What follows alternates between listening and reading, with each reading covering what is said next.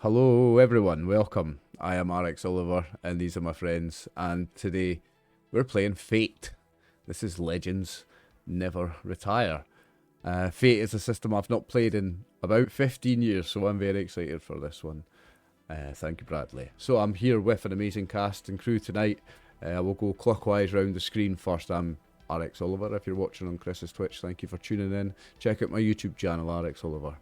Below me I have the one and only Mr. Chris Kidd, who is streaming live on Twitch at I'm Chris Kidd. He streams a great deal of our games over there at twitch.tv/I'm Chris Kidd. So if you're watching on YouTube, check him out also. Next to Chris we have the one and only Brian C. 1/3 of the Council of Brians with us tonight.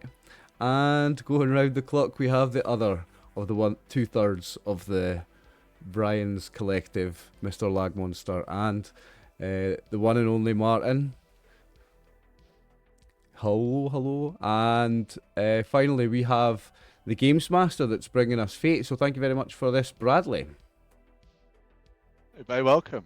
So, you are all agents who work for the very imaginatively named The Agency. It had a longer, better name at one point, but it's been around for so long that it's just been shortened, and most people don't really remember what the name was originally. And it's just easier to say The Agency. Everyone knows what you're talking about. Your job in The Agency is to track down monsters, the things which go bump in the night, and stalk the innocent citizens of the world. Now, these things are quite dangerous and quite tough.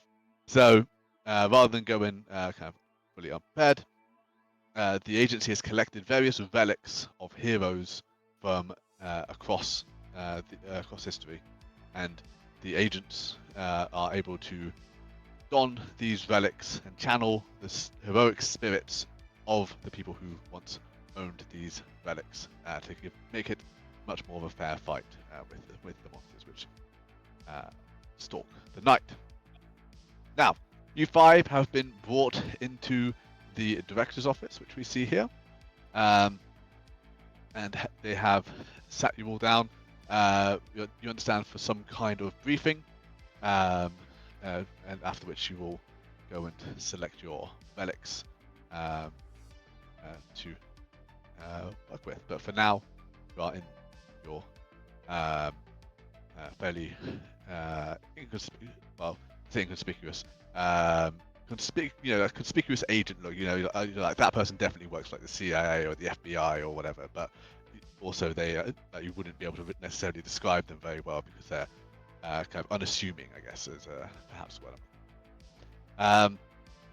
The director looks at you all and goes, "Thank you for coming here at such short notice. We've got a little bit of a situation on our hands, but which is tinging a bit of good news that we have otherwise got. You remember I sent a message out to all of you saying to go to the vault where we keep all of our monsters. Anyway, the reason I summoned you earlier was because mission success, mission complete. We've actually done it. We locked up all of them. They're all rounded up. They're all in the vault. Problem, however, kind of ruined a very big rain on our parade, is we had to transfer one out of the vault to be stored elsewhere because they're not ideal conditions in the vault for long-term storage. The Boogeyman has escaped captivity. He's here in London with us. He's not escaped. He's not been loose very long. So I need you all to find them. And now I know we normally capture these guys. Rehabilitation, very important. Convicting people and of crimes. Trial by jury, very important in good and functioning society. It's very hard to find a jury of peers for monsters. So, don't normally want to be killing these guys. But honestly, I'm sick. We're so close. We're so close. So close. We can't have this guy messing it up. So capture if you can, but just take care. No one's gonna miss one. All right. Any questions? So, can I confirm you're literally giving us a license to kill? Can I have Yes. some form of point for that? You can have a free invoke on the Boogeyman. Yay! So the Boogeyman has escaped. Can All I the ask monsters of the that if world he are locked up asks except the for- Boogeyman. That's right. If he asks for points, that he gets deducted points from now on. You can ask, but I will not grant that. Oh, damn it. I thought you were an NPC.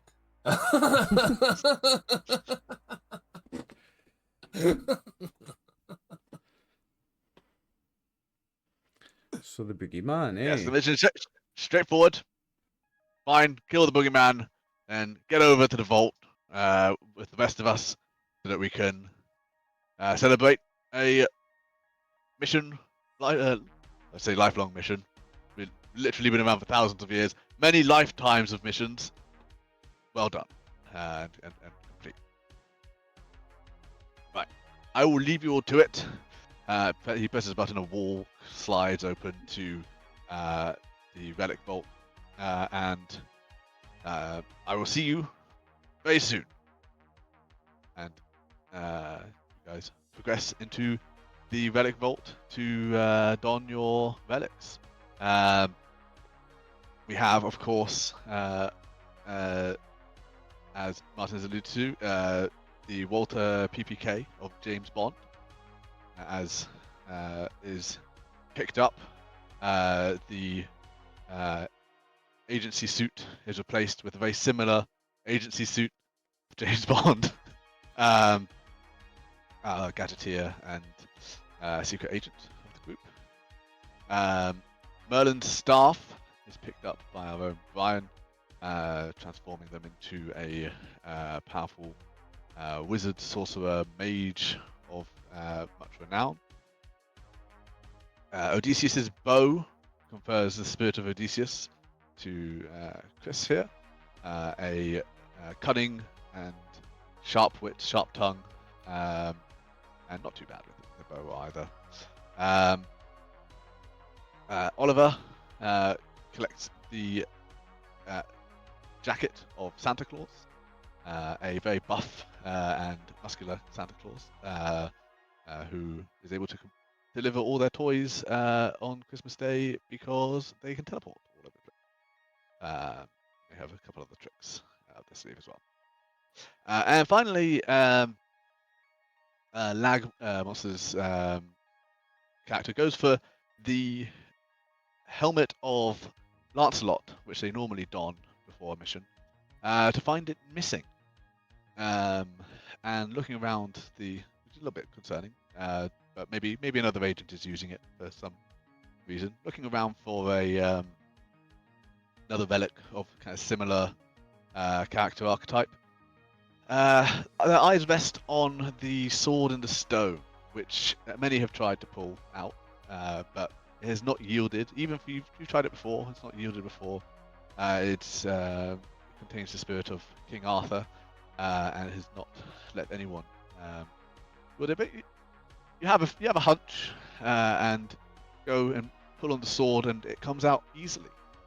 And with it, the spirit of Arthur is donned upon.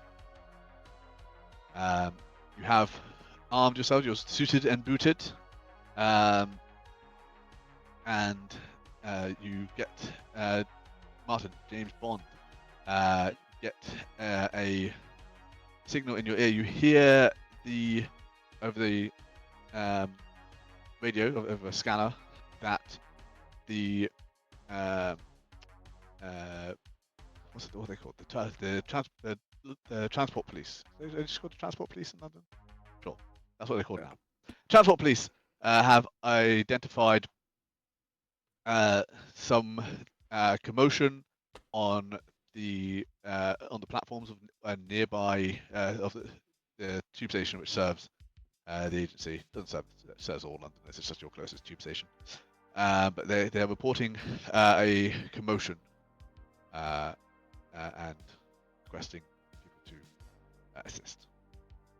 Do I have to explain to all these people who are like 2,000 years old what a telephone and a tube station is, or I'm presuming they understand because they could. You have the knowledge of your agent selves, which is Okay. why you don't need to go back out and then ask what the mission is.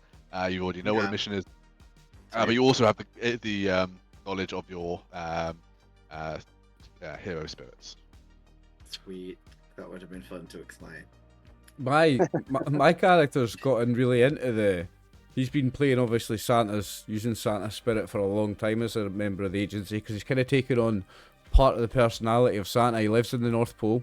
He is actually the reason he's so buff and so strong is because he loves to fight. He's a football hooligan. He supports North Pole FC, and he loves to fight with his rivals.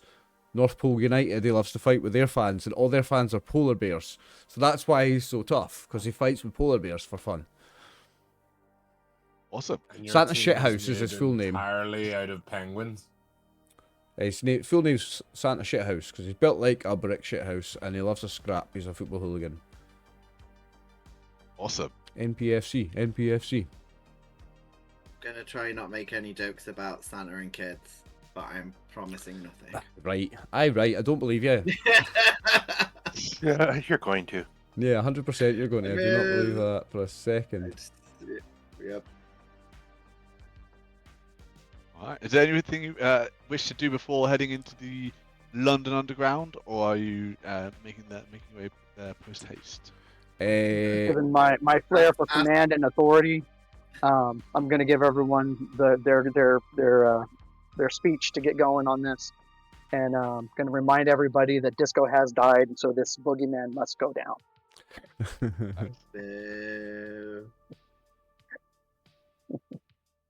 I mean, for comedy value, I'm not going to do it, but I would love to use my gadget ability to make Oyster cards for everyone, but that would be a total waste. It'd be a bit of a waste. So I'm not going to do that. Yeah. I will let you use that. You don't need to spend a fate point, but you can use your gadget, which you would normally have to do to produce a gadget. But you can use your gadget ability to produce oyster cards for everyone, absolutely. For free, okay. So I hand them all out with their cool, like Merlin, Santa names on them. And yeah, so we'll put like a tenner on it, which I presume will get us at least one station. Should get us to at least the next station, aye. Nice one. Now let's get after them. This is Let's go. this is the big one. We've got the agency's got every other monster locked up, and the Boogeyman's loose in London. Let's get them. We're already heroes, but we'll be true forever heroes if we get the Boogeyman. Absolutely. All right. And the Boogeyman would probably be literally Santa Claus's nemesis, nearly, right? Oh yeah. Yeah, so the kids are gonna love you even more Mm-hmm. in a nice way. Mm-hmm. Yeah, the Boogeyman's literally my arch enemy. Yeah. I hate him. I hate him because every kid's afraid of the Boogeyman, and I'm Santa Claus. Every kid's favourite. Of course, he I'm likes the United. Yeah, the Boogeyman does Yeah, that's what it is. He supports the United as well, but the Boogeyman does the opposite of me. I sneak into kids' homes to give them gifts. The Boogeyman sneaks into kids' homes to eat children. So yeah, I hate that fucker. Yeah, and he supports the North Pole United.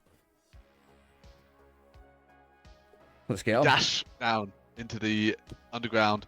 Instead of leaping over the ticket styles because you have the oyster card, you politely queue, beep, open up, head through. You run, fighting through the screaming crowds coming out of the coming from the platforms. You push your way through. Get down. By the time you get down to the platform, it is abandoned, and you see in the tunnel leading out away from the platform, you just see these two white eyes, which then suddenly vanish into the dark. Oof. Let's get after him. Right. You Scanning the card. Beep. Okay. Absolutely. You dash after them, jumping down onto the tracks and running deeper into the tunnels. And we have two over here. Now, I'm going here to beat the is, crap out of him when I catch him. He's been So- bad. very bad. Very naughty. So, Can I just say we- I love the map? Can I say I love the map because it looks like ovaries? I was going to say it I looked like a like heart, ovaries. Martin. You had to go there, didn't you? yeah, I thought Yeah. heart when I. I ended thought up heart doing as it, well. but, Trust Martin, eh? I mean, you're not Yeah, I'm wrong. just- He's not wrong. It's Me- kind of got that I'm just- vibe to I don't think it's. Sorry to I don't say think it, but I saw what Martin saw. it. See? That's why Fair he's enough. the real. That's why he's the real Brian because he respects ovaries. So, the way that combat and well, or encounters rather work is the map is divided up into zones rather than knowing exactly where everyone is at any given time, like in kind of D&D Pathfinder, that kind of thing, where tactical movement's a big part of it. Tactical movement's not so much a big thing here. We just kind of want to know vaguely where people are. So I've divided this map up into zones using the red lines, and then I've labeled each zone with the aspects which are in that zone. If you want to float additional aspects, like if you see something on the image and I'd like if you come up with a creative use for graffiti, for example, some way to use that, brilliant, you can do that. And on your turn, you can do two things. You can move, which lets you move up to one zone, and you can do an action, which is pretty much everything else. That action can be move another zone, so you can move up to 2 zones if you wish. We can take a brief moment to kind of go over some of the main rules here. So in Fate, we have 4 fudge dice, or I may call them Fate dice sometimes, which have 6 sides. They're 6-sided dice. You've got 2 minus sides, 2 blank sides, and 2 plus sides, as shown by Oliver there. You roll all of them. A plus is +1, a minus is -1, a blank is 0. You add them all together. That gives you a number between -4 and +4. The players have skills, which they can add the number of their skills. So probably be between +1 and +4, or it might be +0 if they've not got that skill. So they will add that number and get presumably a higher number than -4 to +4. You can improve rolls by spending fate points. Players have a certain number of fate points, between, in this case, 1 and 3. And you do that by invoking aspects. This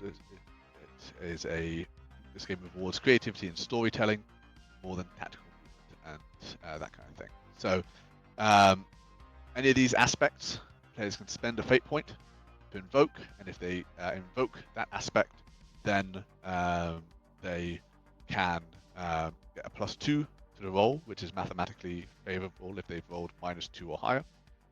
Or they can roll all the dice if they've rolled -3 or -4, or are aiming for just a really, really high result. They've rolled like -2, -1, 0 or something. You can invoke multiple aspects if you want. You just have to spend a fate point for each. And that's kind of like the core, really cool feature of this game.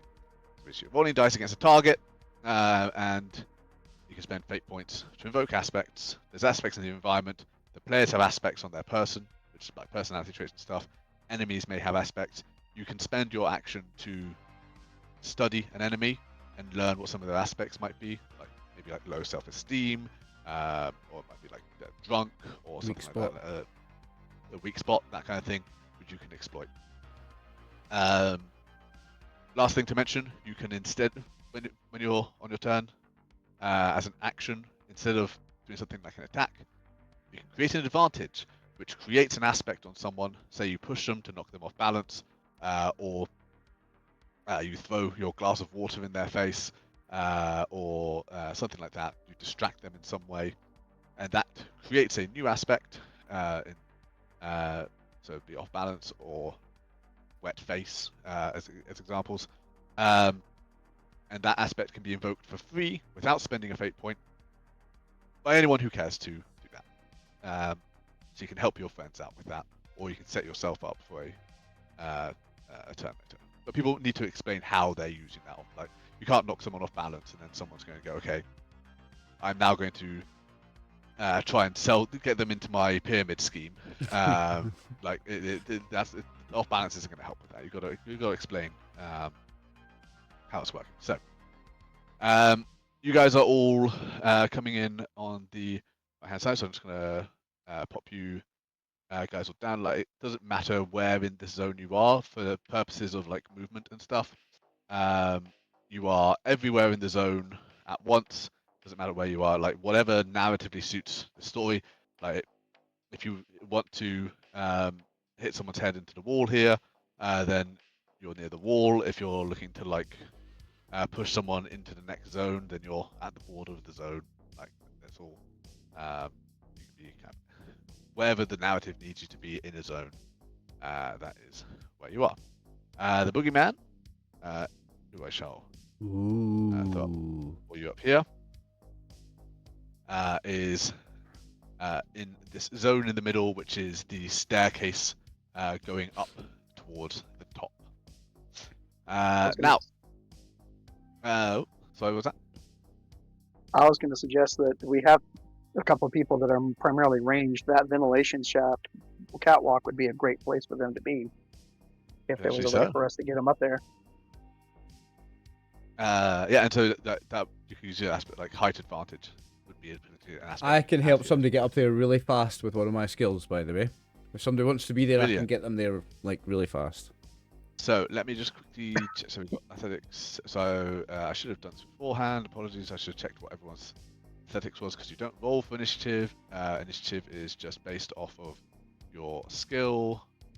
So I think I gave everyone athletics. So yes. All right. So I have physique. I didn't see it. I don't. Okay, I do have athletics. There it is.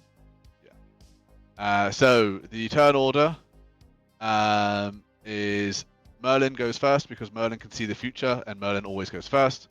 Then it. I like that. Santa. Just like I look. Everyone knows that, right? We all knew that. It was, yeah. Makes sense. Yep. There's going to be Santa, Arthur, Odysseus, James Bond, and the Boogeyman's going in somewhere around there. You'll find out where. So, Merlin, you are up first. You can move a zone. You can do a thing. You can do an action. Makes sense that Merlin goes first because he sees into the future, and then Santa goes second because Santa can go around the whole world in one night. So obviously I'm pretty fast.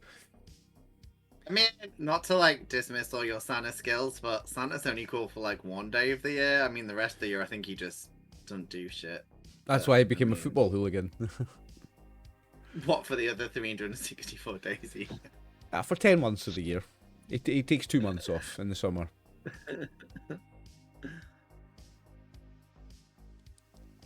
I don't think we can hear you. Brian. Oh, you're muted, Brian? I'm muted. Go figure. I think what Merlin's going to do is he's actually going to shape-shift into a bird so I can get up to this lovely high vantage point. Brilliant. Okay, so if you can give me a will roll, please. We're going to call it difficulty 2 to turn into a bird, but it's a fairly straightforward shape. So on a 2, you're going to turn into a bird as your action, and on a 5, you're going to turn into a bird without even using your action. You'll get to do it real fast.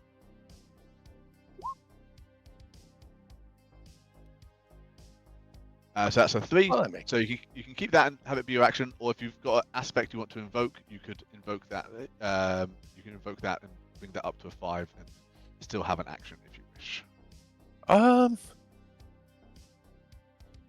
I think I will invoke my aspect of I'm a wise magician and advise the king. Okay, wise magician is something you've done plenty of times before. You've taken stock of this environment. You can see there's a height advantage to be gained here. That's where you want to be. And with that brings the urgency to swiftly transform into a bird.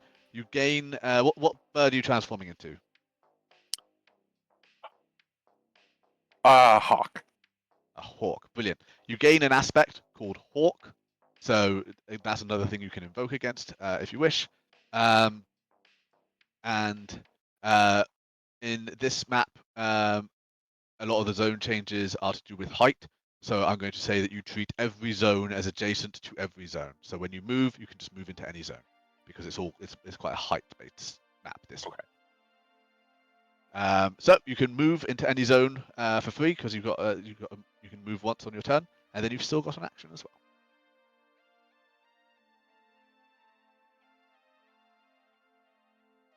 There. Cool. So moving up in towards the tunnels. And I'll use my action to move again. You don't need to move again. So because it's you can move as a bird. You can move up into any of these zones just as one. Okay, so then I actually would have moved up there. Cool, brilliant. Yeah, because that's quite close. Like it's the zones is kind of split up if you're walking on foot. Like if you want to get to that catwalk, you'd have to run across the tracks and climb up the stairs and cross the balcony and then get onto the catwalk. But you're just going that relatively short actual Just distance. straight up to it. Up, yeah. So you still have an action.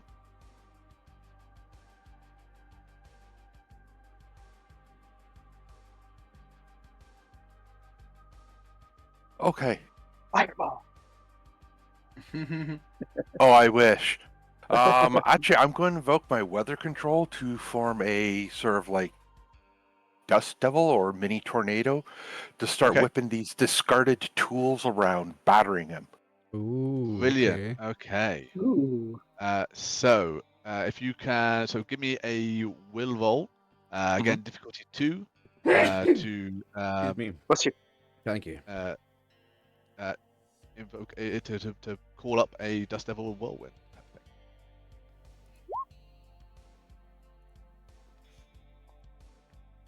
Oh, brilliant! All right, 5. So that's succeed. So you should succeeded by 3 or more. That's called succeeding with style.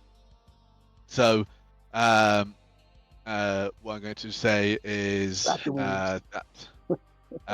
you flap your wings, bring up this dust devil around, and so we've now got a new aspect on the in this zone called Dust Devil.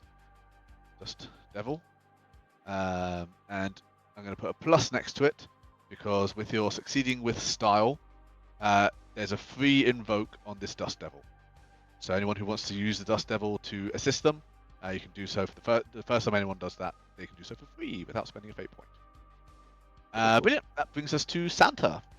Santa is going to, so I think I'll use, if I can, use that free Dust Devil. I'm going to use that to my advantage because I'm going to go for an attack on the thing. And just double checking, I can invoke one of my aspects and do a stunt, yeah? No, stunts, unless the stunt says it costs a fate point, then it doesn't cost a fate point. So Yeah, your so teleport smash costs a fate point. So that's what I'm going to do. Flurry and teleport don't. Yeah, so I'm going to invoke that free aspect to get the advantage from the Dust Devil, and I'm going to use my if you're good you get a stocking and if you're bad you get a socking aspect to get the +2 on it. Does that cost a fate point also? That will cost a fate point too. So that's that's one spent. Yep, and then the teleport smash is 2. Yeah. So he spends 1 fate point to invoke. If you're good, you get a socking. If you're bad, if you're good, you get a stocking. If you're bad, you get a socking. And then another one for teleport smash. So what do I roll on that? Is it fight? So fight. Yes. Give me a fight roll, and you've got +4 from the invoking of various aspects. And tell me how you're using the Dust Devil to your advantage. It's confusing him. It's blinding him because they're all whirling around his head. The dust and the tools and stuff are distracting him because they're whirling around his head. So Brilliant. 2 + 4 is 6. Fantastic. Okay, so they are going to resist using their fight. That was 2 fate points spent.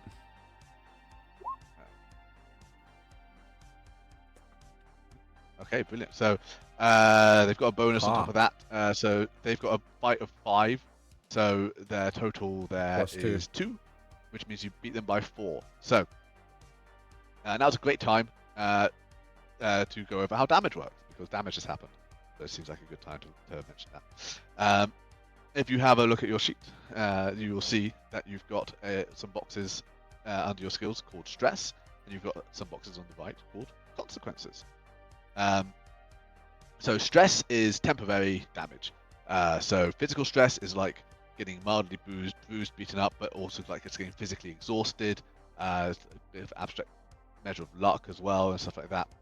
So it's just kind of getting tired out. At the end of a scene, you will get rid of all of your stress. You have physical stress for absorbing physical blows, and you have mental stress for absorbing mental blows if someone attacks your mind, or this is what's used in social scenes. Their social scenes are treated like fights, except you're sparring with words. So I'm going to try and intimidate you, and if you fail to resist, you're going to take mental stress until you're knocked out of the fight. Consequences are longer lasting. So a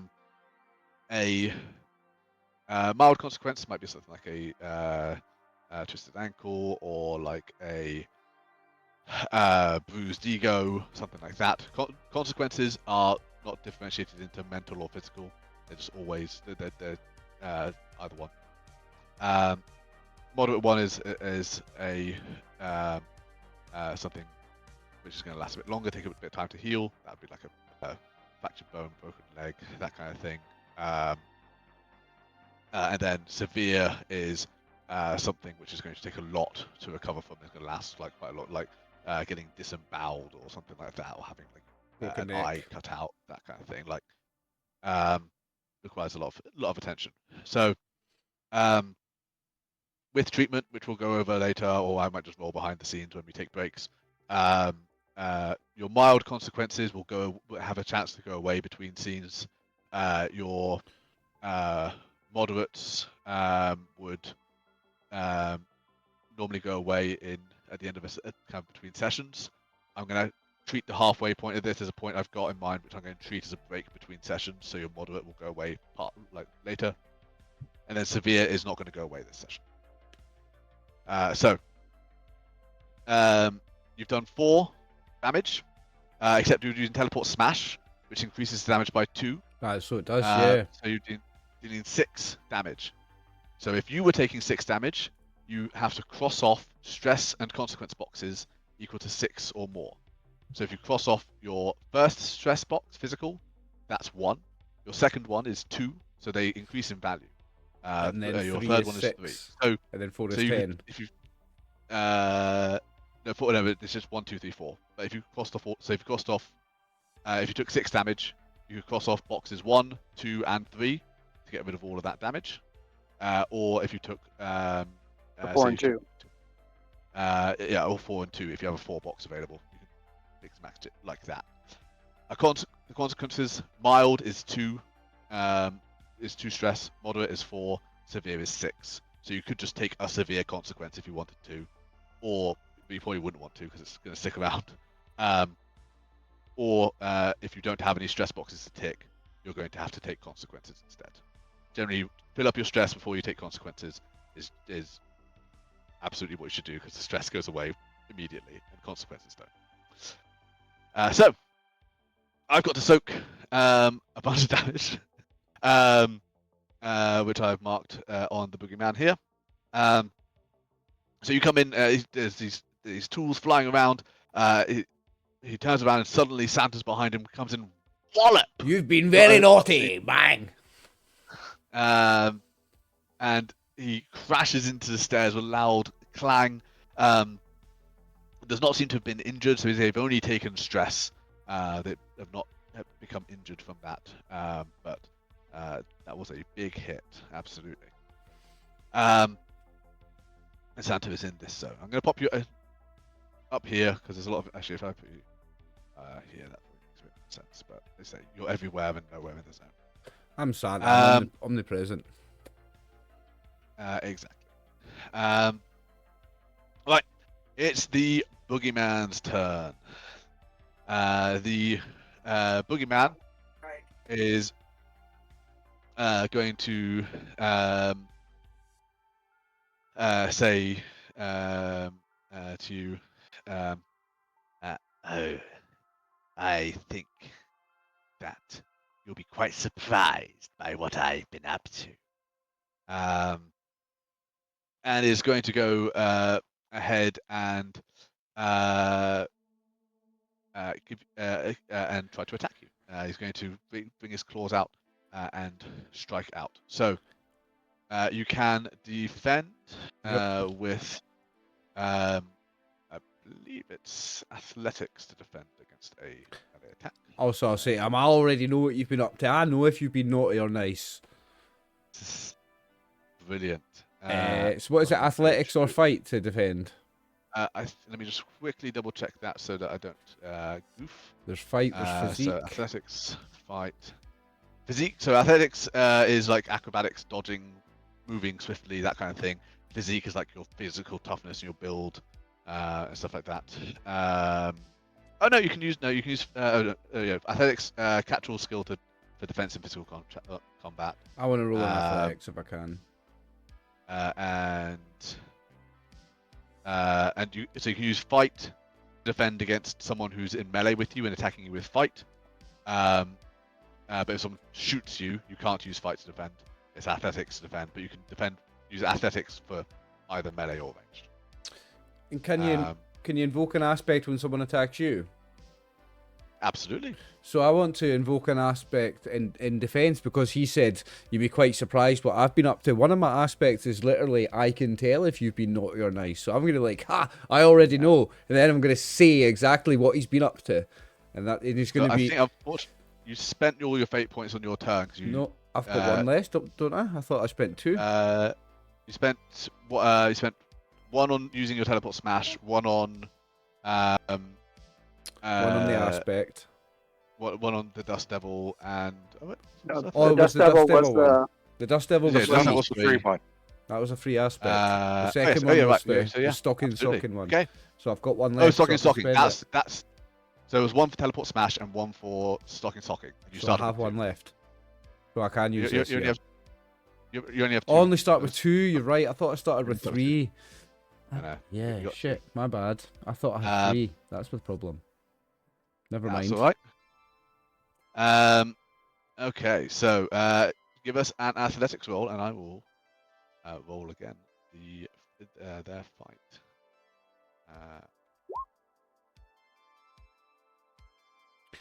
So I've got 5 total. You've got 5. So that's a tie. So what happens in a tie is do they get? No, I believe they get to create. No. Okay, that's fine. All right, so they come at you with their claws, and you duck underneath, and then heft up. They're going to kind of flip over you and come down into. They kind of flip down behind you, and then they leap with kind of strange alien grace, ignoring the stairs and just leaping up to this balcony. That brings us to Arthur. All right. So, hold on, getting stuff out of my way. If I use my Berserker Rage, could I get... No, I can't get that far. I can't get 3 zones. Yeah, you can move and then action to move again, and be... Which would get me to the stairs, but that'd be it. Yeah, that's right. All right. Then that's what I will do, is try to get up there. Unless you could think of some way to get up there, and then it's only 2 zones, because that one's next to that one. Oh, that's true. I guess you'd have to think of a way to get up that way. Yeah. Well, with my physique, I mean, running up a wall shouldn't be anything, right? All right.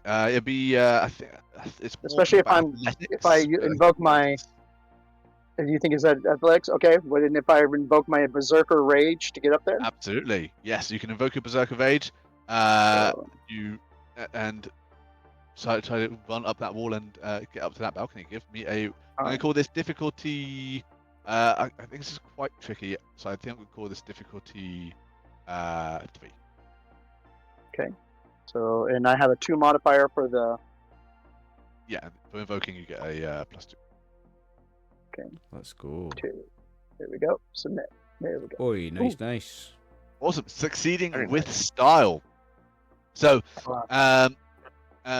you go up the wall. You leap off and up onto the balcony. You don't even have to like grab on and then swing up. You just clear the railings. I'm going to give a new aspect to the Boogeyman, which you've got a free invoke on for your succeeding with style, and that aspect is surprised. Nice. It's a nice Alright. move, and Brian. on I action. like that. All right. So I want to create an advantage by knocking him off balance. Fantastic. Okay. Could I So do that as a provoking, so that he's focused on me? you can do provoke, or physique is the one you would normally use, which I think is better for you anyway. To like just Okay. shoulder check him and knock him off balance. Absolutely. All right. So give me And I'm physique. invoking that surprised.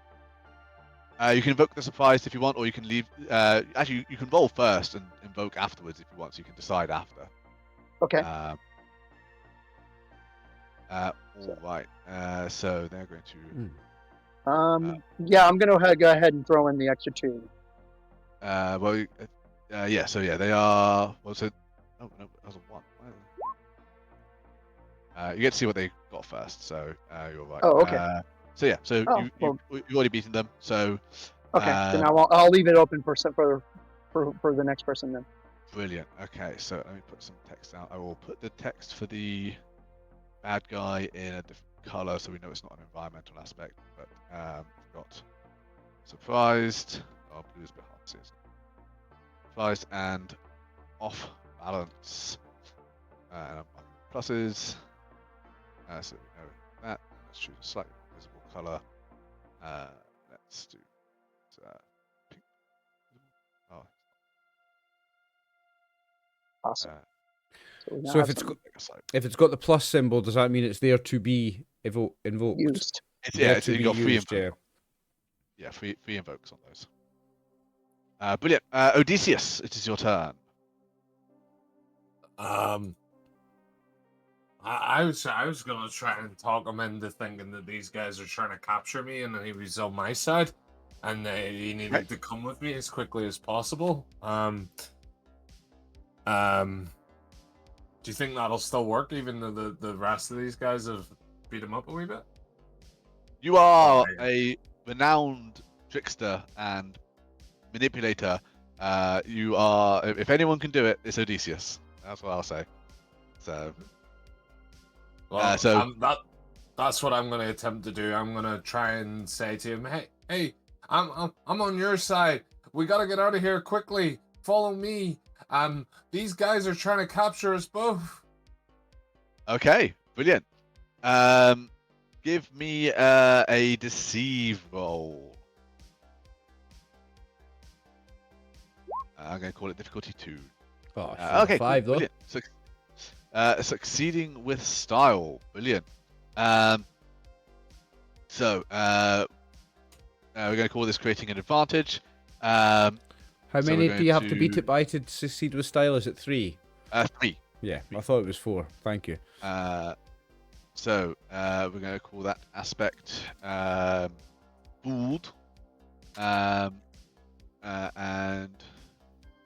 with not this isn't the actual rule, but in absence of the actual rule, I'm just going to say you've got 2 free invokes for succeeding with style on that.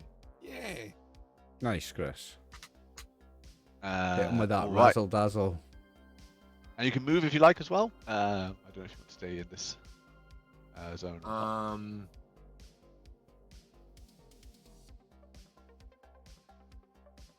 So I can go across to one zone, so I could like go over to where the fuse boxes are. Yep, you could do that. Okay, I'm gonna go over to the fuse boxes as if Brilliant. I'm gonna turn the lights off. Cool. James Bond. It's like everyone else, I can understand being in the same room, but then James Bond. I mean, James Bond thinks the same about you guys because it's like fucking really old mythological people, and so my favorite movie was James Bond versus the Boogeyman. James Bond in the Round Table. Yeah, with Scooby Doo as well. Yeah, I saw that one. Scooby Doo's my I secret don't- aspect. When shit goes sideways, I'm just gonna invoke Scooby Doo and he's gonna come and save us all. I mean, I don't know what the fuck's going on with you guys. One of you's trying to talk to him, but I've been working on puns. I don't really know what the game's about, but I know puns are very important in the game. Oh, So, you specifically have a license to kill with a free invoke. Remember, so I'll put that on there. I mean, I've got the pun ready, which is Okay. your nightmares are more shaken, not stirred. So that's Ah, the very pun. nice. So you've So got I've been another free invoke. So I've been working on that for a little bit, and I can't remember the movie. Again, I've been doing a bit of research, but I've got two options. I want to use one of my fate points to make a gadget, and Okay. because I know Chris knows a little bit about James Bond, but I'm pretty sure there's either like a sonic ray, maybe a watch that I thought maybe I could like use that, make it. He has a laser watch. I know, but I thought there might be something maybe more sound based because I thought I Yeah. could maybe try and get some like rubble to land on him. You know, Okay, like you're not smash you're not limited to gadgets features in the movies. You're limited by your Okay. imagination. Oh, that's what I so- was checking. Oh, the other option is, well, I'll let people tell me. Or the other one was maybe use again of the watch because James Bond liked watches because of all the merchandising. Maybe use a magnetic watch to use the tools because I presume some of them are metal to like magnetically fly at him. So Yeah, I don't know. that was my thought. Was there's all those tools flying around. Yeah. Okay, I'm gonna go with tools. So I'm gonna use that. So I'm gonna say that your nightmares are more shaken, not stirred, and then try and magnetically get all the tools to like fly at him, and then Brilliant. look really sexy. Roll a resources roll with a +4 for the your free invocations. Okay, so resource. So I got whatever it is, but I didn't add it. So you said what's the add? +4, so it's you can add 5. so you've got a 5. And Oh, Oh, God. Terrible. oh, Just do I rolled kill minus him? 4. Has James Bond solved it? Hey. As Succeed with always. style. That's a fantastic roll. So he gets bonus athletics on dodging, but that's 4. So that's a total of 4. You beat him by 9. That's a triple. That's a triple beat with style, isn't it? Well, he had 5.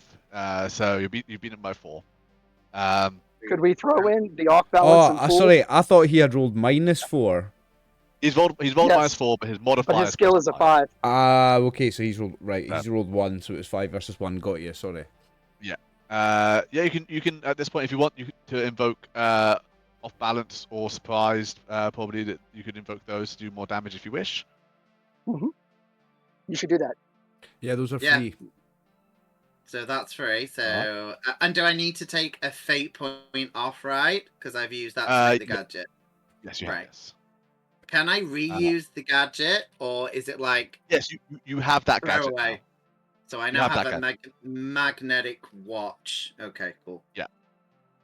Is there anything else I can do? So is that like my turn? No, that's like... 8. Hang on, so that's 8 He didn't damage. move. Let me figure out how he's soaking 8 damage. That's what we needed to do. Yeah, he can still move as well. I think, Martin. Right, he's soaking it with stress and a moderate consequence. So consequences are also aspects.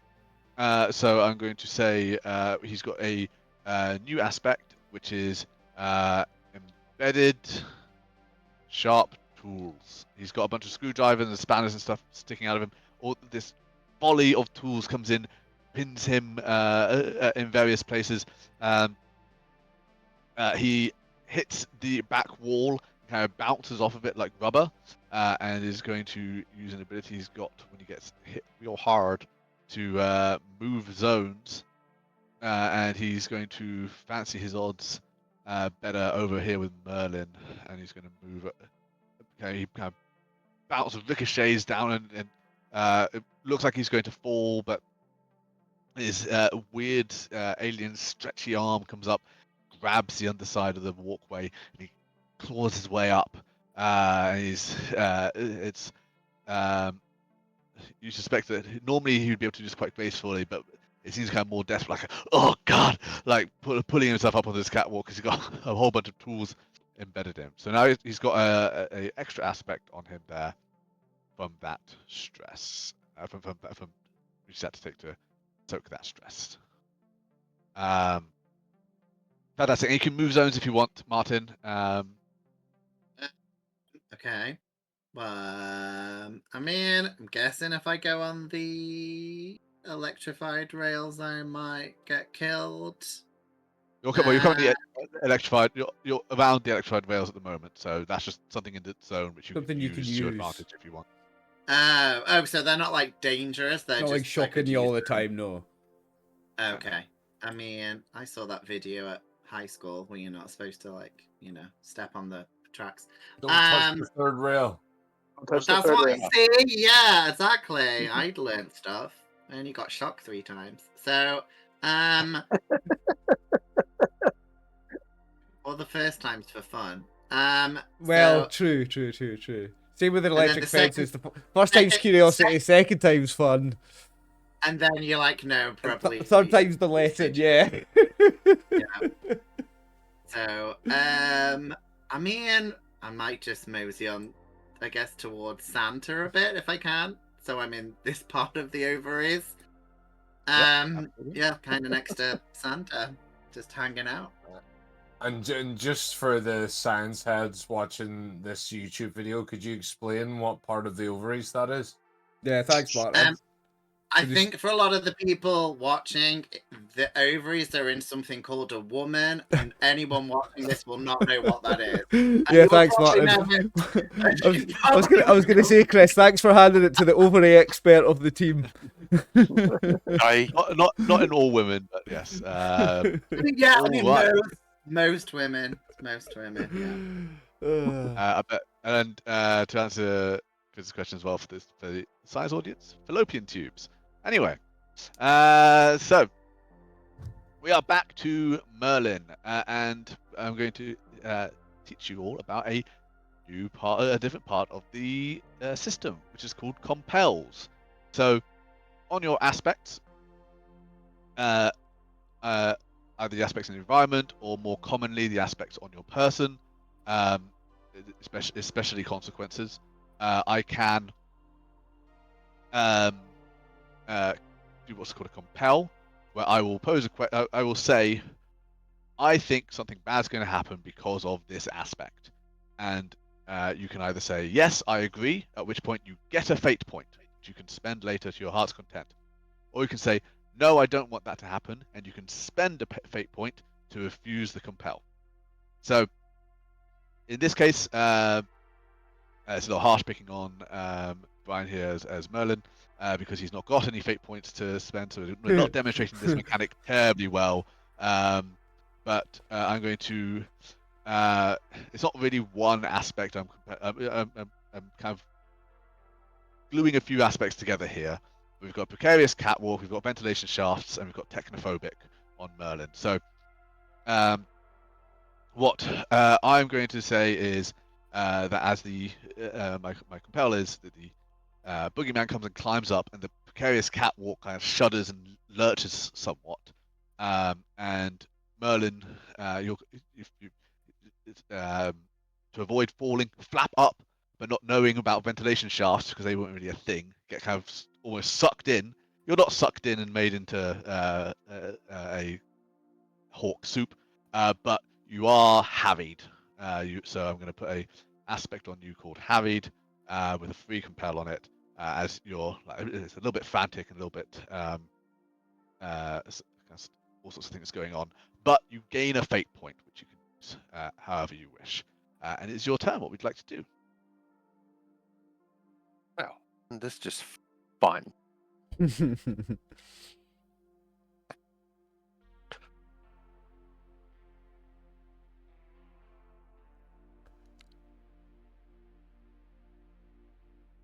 I think what I'm going to do is invoke my Learned Scholar in Myth and Magic. Mm-hmm. Use my weather control to make it dry in here and statically charged. So an actual bolt of electricity hits the catwalk. Ooh, okay, I like that. So go ahead and give me a will roll to attack using your weather. Normally this would be confined to the zone you created weather in, but because the catwalk is right up against the zone that your dust devil is in, and it's a cool idea, I'm going to allow it. Give me a, I'll say you've got a -2 because of the going into another zone, but you're invoking the aspects, you've got +2, so it all balances out. Give me a will roll, please, against difficulty. Difficulty. Go on, Brilliant. Brian. 16 start. Excellent. There we go. Geez. Okay. So, unfortunately, the Boogeyman is running out of stress boxes to soak damage with. Easy job, boys. Easy job. Lightning crashes up, and you see where you normally like see a skeleton, but you just sort of see this weird shadow stuff on the interior as the Boogeyman howls in pain, and is going to take a severe consequence here, which we will call it's electrocuted. Nice and simple. From the dark shadow to the light shadow. Exactly. It staggers down, staring at you intently. You can move as well if you wish.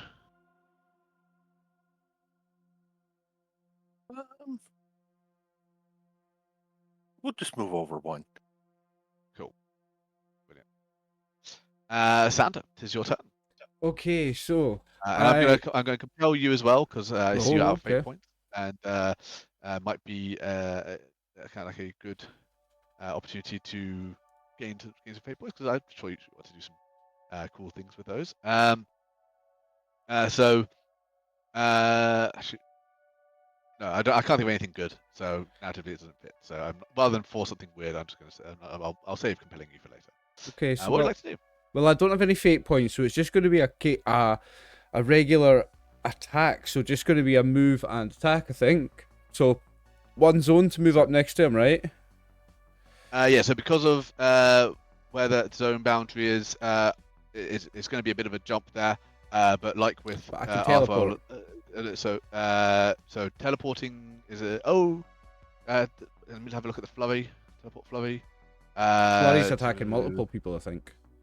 Yeah, that's in the same zone. So, what I'll say is give me a quick athletics check, only difficulty 2, or difficulty 1 actually, to teleport up there quick. Roll the 2. Cool. Well, then, yep, you leap, you shudder, appear up next to him. And then, I mean, how beat up does he look? Does he look like 3/4 beat up, or like? He's looking pretty bad. So he's taken consequences, which implies his stress boxes have all gone, and he's taken a moderate and a severe consequence. So if he's got the normal number of consequence boxes, he's got just a mild. So I'm just wondering if it's time to try and throw my big sack over, because obviously I've got a big giant sack in him. I'm just wondering if it's time to throw that over him. I don't think maybe he's quite on his last legs yet, so I think I'm just going to do an attack. So I'm just going to try and punch him, say if I get a success, I guess punch him into the wall, something like that. Okay, cool. a big But looking big more to punch knock in him the out than chest. to. Remember, he's a Union fan. Yeah, That should be an aspect. I Sports United, so it's just gonna be and like right in the chest. So I'm trying to like force him back and like slam him into the wall with the power of the punch. That's what the plan is. If I roll well, Give us a fight roll. Okay. I will roll athletics to dodge. fight. I've got a +3 on I've fight. got a 4. I rolled 3. Okay, so you're currently losing at the moment. I don't think you've got any fate points to Got spend. no fate points. But he has a bunch of embedded sharp tools in him. Yeah, Those don't have free compels on them. The only they thing with don't have compel free compels on them. is fooled. So if you can convince me that you can use Oh, the fact that he thinks Odysseus is on his Thanks. side to your advantage, then then you can use that. yeah. So I am going to use the fact that he thinks Odysseus is on his side by saying, "I'm going to get you, Odysseus," or Edward, and I'm going to like pretend to dive across that direction as if I'm chasing him, and then as he like thinks that I'm not going for him, I'm going to spin round 180 with a big haymaker punch as he's caught by surprise because he was fooled. I like that. Yeah. All right, absolutely. I dig it. So with that, you deal one point of damage. Wow. But that is enough for them to. They've used up all their boxes. They will gain another consequence aspect technically, but actually, if we're going to social, then it might matter. So I'll pop it on there. NPFC. NPFC. Yeah, we will, NPFC. call that. I can't believe you brought fucking football into Santa. You've like ruined the one thing I had left. Like Santa is over. Have you not watched Red One? Batter him into the wall. I refused to watch it because I was like, no, it looks creepy. It looks creepy. It just looks wrong. It's actually pretty cool. Is it worth? And you I'm gonna watch it, and if I get upset, if I enjoy it, you can be the new Brian. If I hate it, we'll demote you to below Brian, which I think is Brad. Sorry, Brad. yeah, that might make sense. Yeah. All right. Yeah. So you batter. From my understanding from that, Oliver, you were going for like a non-lethal blow. Is that? Right? Yeah, just trying to put some damage on him, maybe break some ribs or something. Yeah. Slams into the wall and puts up a hand. Goes, no more, no more. Oh, yes, he's yielding. I only wanted to talk. Talk then, I'll hover my fist above his face. Talk. Tell us. You've got 10 seconds. There is a greater threat than me, a greater threat that threatens the whole world. Go on then, you've got 5 seconds left. What is it? Well, for starters, your hero spirits, all of them are stolen from the deceased, all but one. One is loaned for 364 days of the year. Santa is someone who is at risk with his warrior spirit with you. He is in danger by this threat. Santa's in no danger. Santa's in safe hands with me. Don't you worry about Santa. Santa'll be there. You're here. Yeah. It's June the 3rd. Santa, don't worry about Christmas. It's not going to take me 6 months to beat you up. It's not me you have to worry about. The enemy is moving on Santa as we speak. You would not believe me if I told you exactly their nature. But you should go and save the fat man yourself and see for yourself what lies there. So at the North Pole, Santa at the North Pole is in danger. Is this what you're telling me, monster? It is. Can I get a free attack once he's told me everything? I'm just going to smash him. Yeah, he was about to say something else. But, No, I'm waiting. I'll wait. Roll me a notice. Okay. Go to interrupt. Difficulty 1. Okay. Notice. Where's notice? I've got a +1 on this. I rolled a 1. A 1. There we go. That's all you need. You're about to wind up for the attack. Hey, he's got more to say. I got proof. I have proof. The spirit of Arthur there. The prophecy. When does Arthur return? Arthur only returns when Britain is in great peril. He's not returned for all these years, all these times that you've needed assistance in taking down creatures like me. But now, why has Arthur returned now? Because there is great peril. So we've got to save the real Santa. The start, yes. And then I'll knock him out. Smash his head off the railing. Bang! Not a killer blow. I don't think I'm going to kill him because I think we are going to take him in because it might be bonus points if we do. But I'm going to smash his head off the railing, knock him out, and then bag him with my big toy sack. Nice. Awesome. Bag 'em in your sack, yeah. Stick him in the sack. Exactly. Yep. Okay, fantastic. And what's the plan then? To the North Pole. I'll need to tell the guys. One of our guardian spirits is in danger, real danger. Apparently, someone's after Santa, my spirit guardian, and we need to save him. So we're gonna have to go to the North Pole. So we take take this guy in, and we're gonna do that. Yeah, take him back to the agency. So we need to get an agency credit card for the flights because we want business class for the flights to the North Pole. Agency has aircraft. Oh, well, so... we do have a private jet, do we? Oh, Yep. yeah. Jets, helicopters, you name it. Oh, nice. All right, and that is, I think, a good point for our first break as we head back to the agency. Can I get my put in before we go? Because I worked on it for like. Oh yes, absolutely. I was gonna say, if it got to my turn, I was gonna say, how about a little animal magnetism? And I was gonna reverse the polarity on my watch to drag him towards me. So anyway, I thought. Very good. Very good. Yeah, I mean, I think that's a good place for the break too. Yes, let's have a break, gents. Be back in 5 or 10 minutes. Okay. And we're back for part 2. All right, welcome back, everybody. So, the only last left I hear is they just tracked the Boogeyman down and into the London Underground and done battle, successfully restraining them, and bringing them back to the agency to contain them and get a flight to the North Pole to rescue Santa and save Christmas in the middle of June. So, guys, head back. Let's move you to the back to the.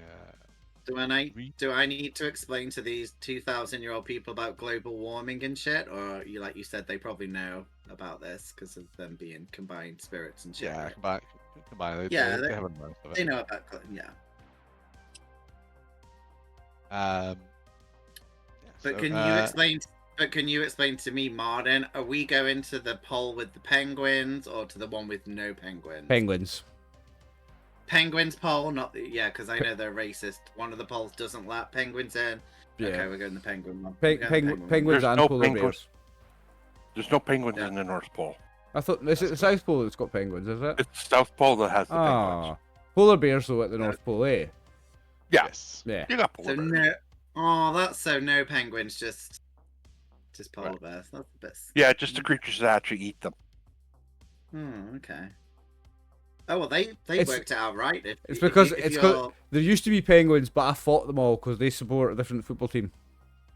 So you killed all. I killed them all. That, I'm the reason there's no penguins at the North Pole, actually. Oh my god. So, you bring the Boogeyman back to the main. We'll go into the main hangar. Ooh. Now, just because I have zones and aspects down, does not mean that this is a combat scenario. As I mentioned earlier, social encounters are pretty much dealt with the same way as combat are. So you see some of the aspects here are more like this. You can turn this into a combat scenario if you want. It's a role-playing game. I cannot predict exactly what you guys will do, but you will see that largely Bradley, I'm going to apologise for everything that happens in the next hour. Okay. Directed at you. I just thought it'd be that is absolutely fine. just But you'll see you, that Chris. a lot of the aspects here are more lend themselves to a more social situation. We've got a lunch trolley, we've got a stressed assistant, a boombox, stuff like that. So, but we've also got a missile lying around, which might be more useful in a combat scenario. I don't know. As before, if there's something which you like the look of or think should have been included as an aspect, feel free to tell me. Like, oh, can I use these tire treads or this staircase or whatever? That's fine. The world domination button over there. Yeah, world domination button, The absolutely. nuke the world button. You can absolutely use that.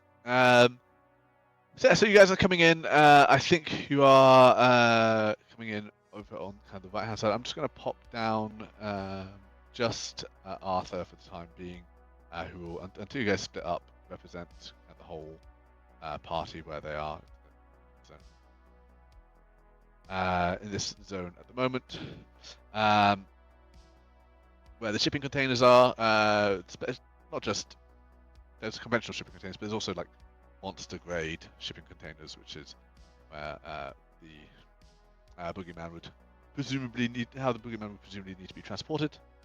And you've got a lieutenant there who is kind of sees you approaching and says, "Oh, you've come back already. That was incredibly quick. I don't know why. See why you're the some of our top agents now. Not had much of a pleasure. My name is Ivan Pritchinov." Pleasure to meet you, Ivan. I'm Santa. Pleasure to meet you. Well, if you're all done, then you can turn in your warrior spirits, and we'll get you over to the vault in Svalbard. Well, here's the thing. We may need to hang on to them for a little bit longer. Just as we were bagging him up, as he was beaten and defeated, when he yielded, the Boogeyman has given us some information about one of our guardian spirits actually being in some danger, and he says that old Santa, old Saint Nick up at the North Pole, is in some sort of danger. No. Give me a rapport roll, please. Rapport? Which I don't seem to have. I don't have it, so can I roll an empathy? Roll. No, empathy is more like for like reading them, kind of gauging their. So I just click the roll 44 button then, 40F button. 44. 40F, yes. The -1. -1. Look, I'm sure as you bludgeoned the Boogeyman to death, they would have said anything to try and yield their suffering and make it so that they would survive the encounter. So I really don't think there's any threat. It'll just be made up. But I know if someone's been naughty or nice and he wasn't lying. I know when someone's lying because that's naughty.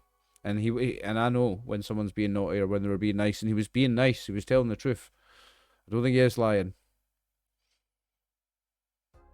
I don't know. I'm not convinced here. Right? Someone else needs to convince this guy because my roll sucked. So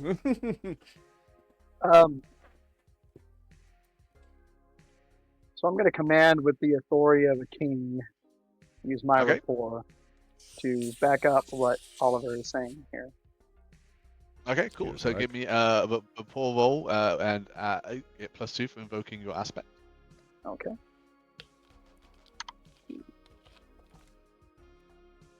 Still a -1. Oh.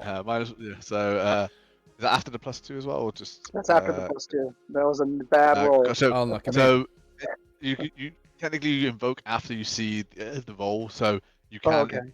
With the -3, you're better off mathematically re-rolling. So instead of adding a +2, you can re-roll. You don't get a +2 because you're using your thing to re-roll rather than to add.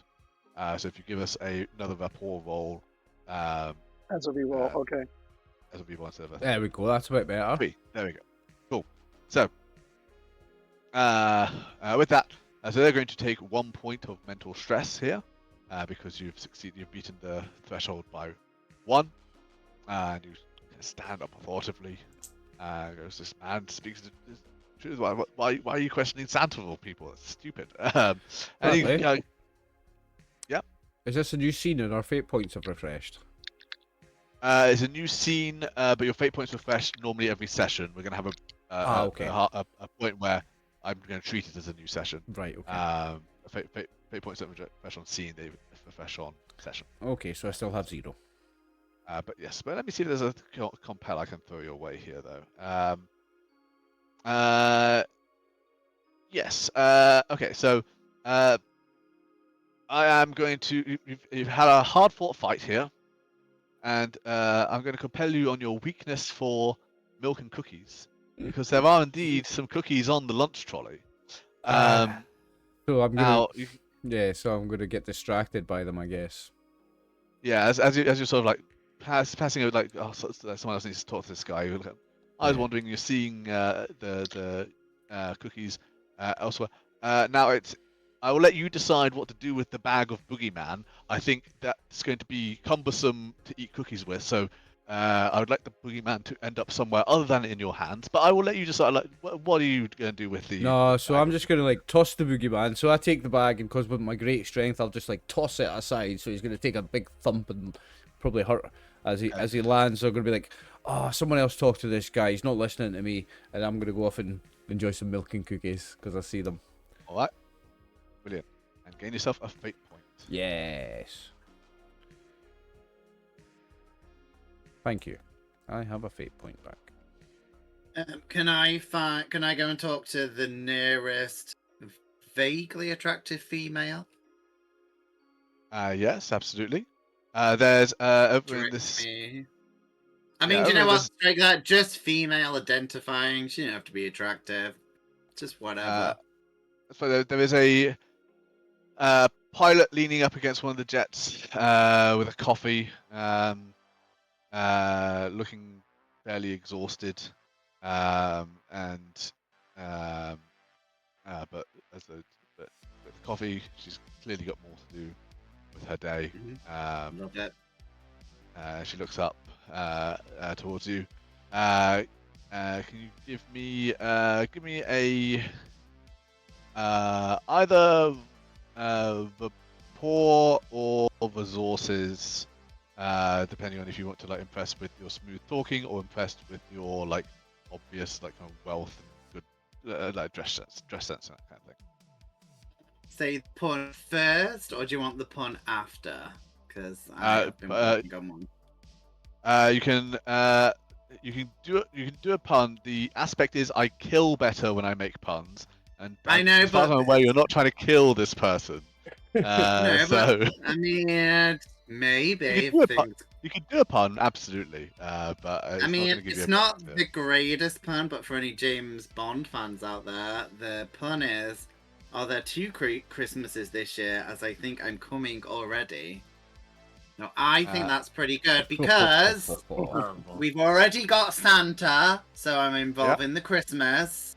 It's also a traditional James Bond pun. I think I should get something for that. There's a lot of thought in that. There's a lot of shit going on. So roll me rapport. If you end up with a positive number, I'm going to increase the positive number upwards. And if you end up with a negative number, I'm going to kill me. I'm going to have that interpreted as your premature ejaculator. So that is fine. That is 100%. It's a bit of a messy Christmas, is all I'm saying. Oh, you're shooting blanks.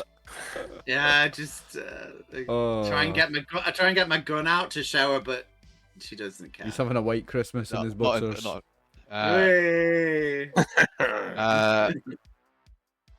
Yeah, she kind of looks at you weirdly and says, "Is that meant to be a good thing?" In true James Bond and 1980s style, because my references only go to Timothy Dalton. He just says lesbian and just walks away. That is classic. I mean, you know, just want to make sure I include everyone today. Yeah, I love it, Martin. I love it. Don't let anyone feel left out. Everyone's got to have some, like. Absolutely. I mean, Fab. Well, anyone else do anything with this lieutenant with trying to get the Boogeyman property secured away, or have we... Someone needs to talk to this lieutenant about Santa Claus. No listening. I'm gonna hang out with Santa because we've just not. I'm gonna get Santa some cookies or whatever he eats. Boozy cookies, ginger snaps. Maybe So well, my I don't have any more my paper thought is that surely if we are given our hero spirits back, Santa would be able to deal with it himself anyway. Well, the hero spirits would... Oh, Chris is saying real shit. I hate this. I don't like you being smart. Go back to Mensa, you Irish bastard. The hero spirit would sit in the Relics store. It returns to Santa for Christmas and then comes back. But it's there on standby for you guys to use. So it wouldn't naturally go back to him until Christmas time. Oh, okay. So I'm in charge of it for now. Yeah. But I'm not handing it in. I don't care what the lieutenant says. I'm keeping hold of it. I'm going to rescue the real Santa. I believe the Boogeyman. I saw the fear in his eyes. Well, I want to hear what the Bryans have to say. That's all I'm saying. And Chris, obviously. Well, I talked to him, but I guess I didn't verbally hit him hard enough. Yeah, so you've inflicted some stress on him, whittled down his mental fortitude for this conversation, but he is still unconvinced that there is a situation. Well, he's kind of listening.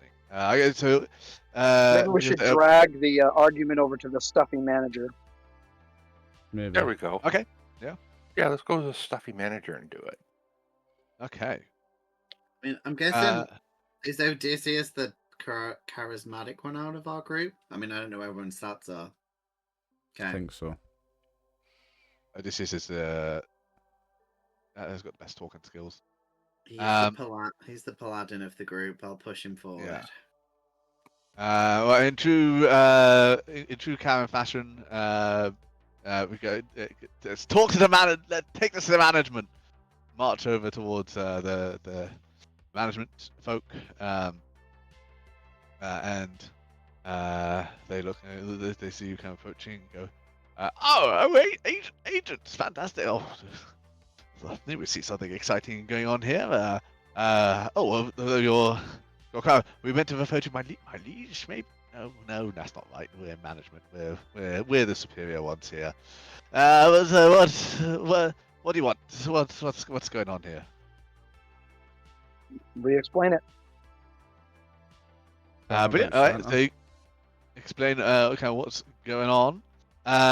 Give me. I guess a rapport again. Rapport would probably sounds like the most appropriate. Whoever's doing the explaining. I got two. Cool. These guys are easier to convince than the other guy. They're listening. And they're okay. Well, fascinating bit. And what say you, Lieutenant? Well, clearly it's made up. It's a fiction, and really these I think we do well. We've got some final preparations, so we do well not to be wasting time here on some fancy, flight of fancy. It is, as we're about to be out of the job, and they want to hang on for as long as possible, I reckon. He's going to roll. So roll against you, lag monster here. He's trying to attack your character, so he's using provoke, and you're going to defend with will. So if you give me a will roll, I'm going to roll a provoke. They've got +3 to provoke. So they're dealing 3 points of stress to you. So you can mark off if you've got a 3 stress box, you can mark off the 3 stress. Or you can mark off the 1 and the 2. All of us? No, just Slack Monster here. I might just steal one Yep. of these jets and fly up to the North Pole. Fortunately, I don't have any more aspects or fate points to throw. I think, well, if you like, I can compel you here. You have a Berserker Rage. Your character has just been insulted. I think I'll give you a fate point if you RP this Berserker Rage up a bit. Okay.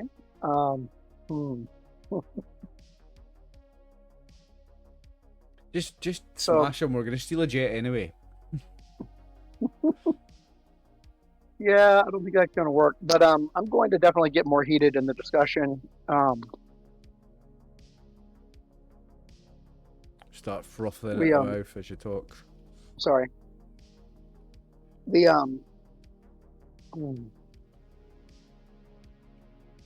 even if it isn't true, if we don't protect or if it is true and we don't protect Santa Claus, what happens to his artifact? All right. Yeah. Give us a provoke roll here. Cool. So that's it was difficulty 1. So that would deal 1 stress to him, but he's already used his 1 stress box, so that's going to do his 2nd stress box instead. He is looking kind of to the management for kind of support a bit here. He kind of feels it looks like kind of a bit like he's on the back foot here. It's like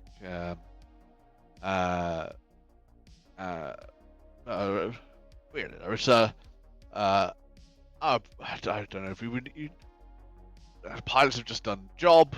Like I don't know if we've even got resources to send someone, or even if we wanted to. I just don't know. How I don't know how it can be done really here. They're going to they'll roll. They're going to roll law, which they're not great at here, to try and talk out of this with logic. So if you could Okay. roll law to defend as well. Don't have lore. So just to roll the 4 4. at the top there. Yeah, so he's got All 2. right. Could I invoke my best friend, the Shouting Commander, in the next zone? Absolutely. Give me in fact, just give me because you've got the contact skill, don't you? I believe. Brilliant. Give me a Thought I contact. had something with that. Yes. So, and that's with the +2. Yes, yeah. Don't invoke yet. Just give me a contacts roll to begin with. Okay. Brilliant. Okay, so I'm gonna say that is you creating an advantage here, because you already know the Shouting Commander. So you've got a free invocation on the Shouting Commander. So you can invoke them for free. Okay, so that would be a 4. So now roll your law with the free invoke. Sorry. So now roll okay. law +2. Or just click contacts again because that's the same. So as a commander, I don't have the law, but I have the. You said just roll for the 4DF. Yeah, roll 4DF and then we'll add 2. Okay.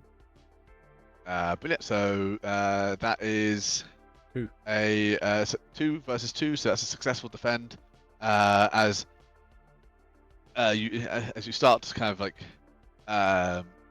you're a little bit on the back foot here as this guy starts talking about like logistics and such, and then the Shouting Commander sees this going on. What's this group of labourers doing? What's going on here?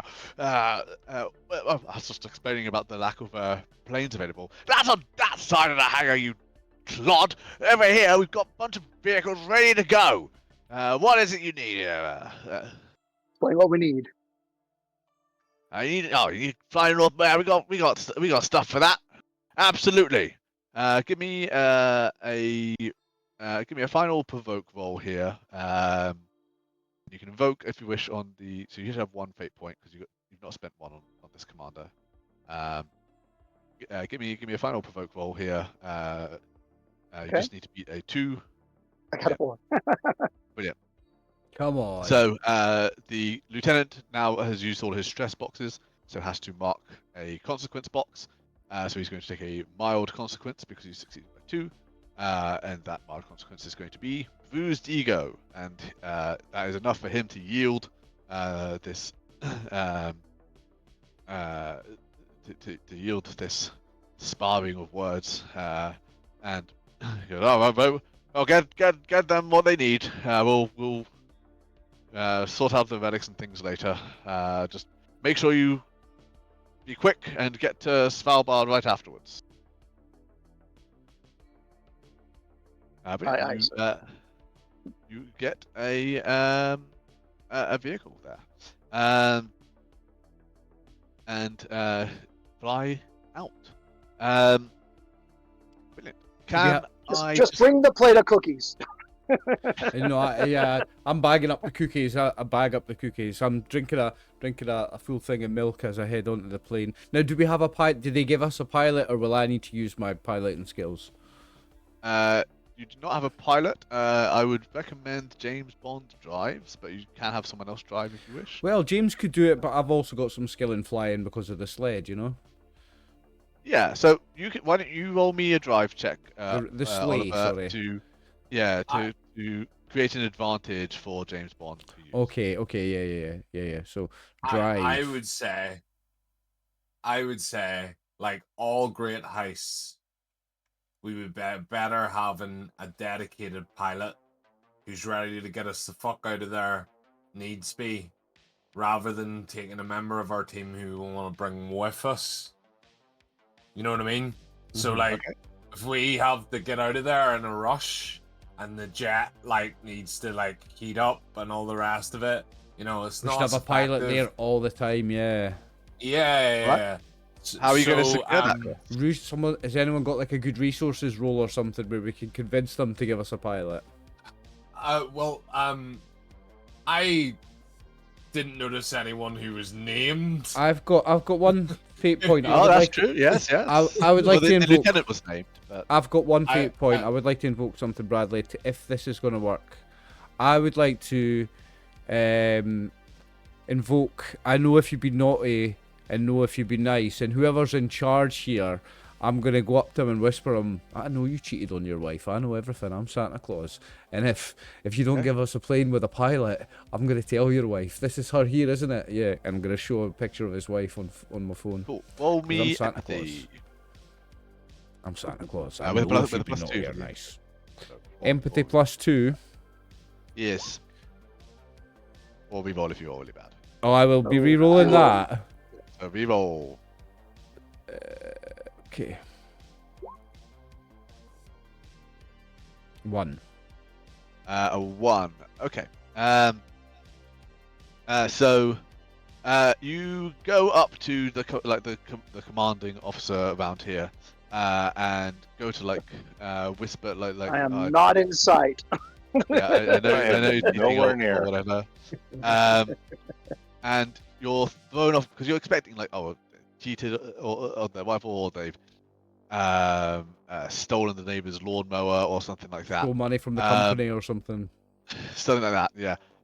And you don't know what they've done, but you get a sense of deep darkness from them. They're like something far more sinister, and it kind of like stops you in your tracks for a moment, and then they've walked off before you kind of like put yourself together, like, whoa, what's going on there? Chris, you were doing something? Yeah, so I was just gonna go over to one of the tired pilots and whisper in their ear and say, we really could use a pilot to get us to the North Pole. I have a little bag here of Colombian marching powder. If you fancy it, you could take us out and bring us back. Free of charge, of course. You want me to take you to some snow for some snow? Yeah. Give me what is it? What was your influence ability title? Is it? He's a bad influence by the sounds of It's things. called Rapport, influence. Yeah. Give me rapport, and I will roll will.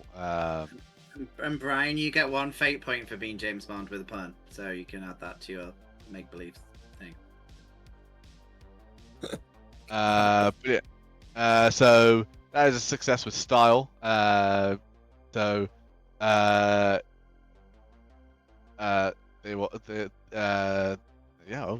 absolutely. Yeah, I'm on board. I mean, I don't really want to go home right now. Home life's a bit rough. So I'm gonna North Pole. Yeah, that'll keep me out. That'll keep me in the office for quite a while. Yeah, sure. Let's go. And head on over to the heli. Does anyone want to do anything else before heading out? Yeah, I'd quite like to do some of that cocaine. Sure. Yeah. I don't. Here's the secret. I lied. Ah. That sucks. It literally, if I read verbatim, Santa Shithouse loves cocaine. That's a shame. it says, "Charming leader who isn't above tricking people into helping him." I see. I see. Yeah. You walk past the lunch trolley. You picked up some sugar from the from the coffee thing. Popped it into a bag. It's not working the way it's supposed to. So do we have permission to go, or is this gonna be like covert? Yeah. If we do this right now. Yeah. You didn't have permission to requisition a pilot, but you have permission to go. Yes. We could have just bagged a pilot. So before we go, I don't want to really go to the North Pole totally unarmed. So Okay. I've noticed that there is there is a missile. Yes. Is it a really big missile? So I will say the helicopter you're taking will have missiles loaded onto them already. I don't think you need to steal the missile. You could steal it if you wanted to have a spare missile lying in your cargo hold. But you'll have like 4 mounted onto the helicopter already. Okay. And then I just want before we go, I just want to do a full recce of everything that's in this room. So let's have a look. Boombox. We don't need a boombox. Give me a notice check. Okay. Shipping containers and storage boxes.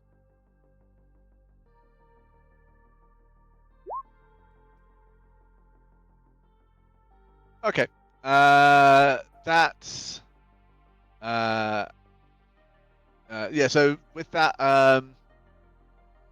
do you want a useful do you want a useful weapon with that, or do you want an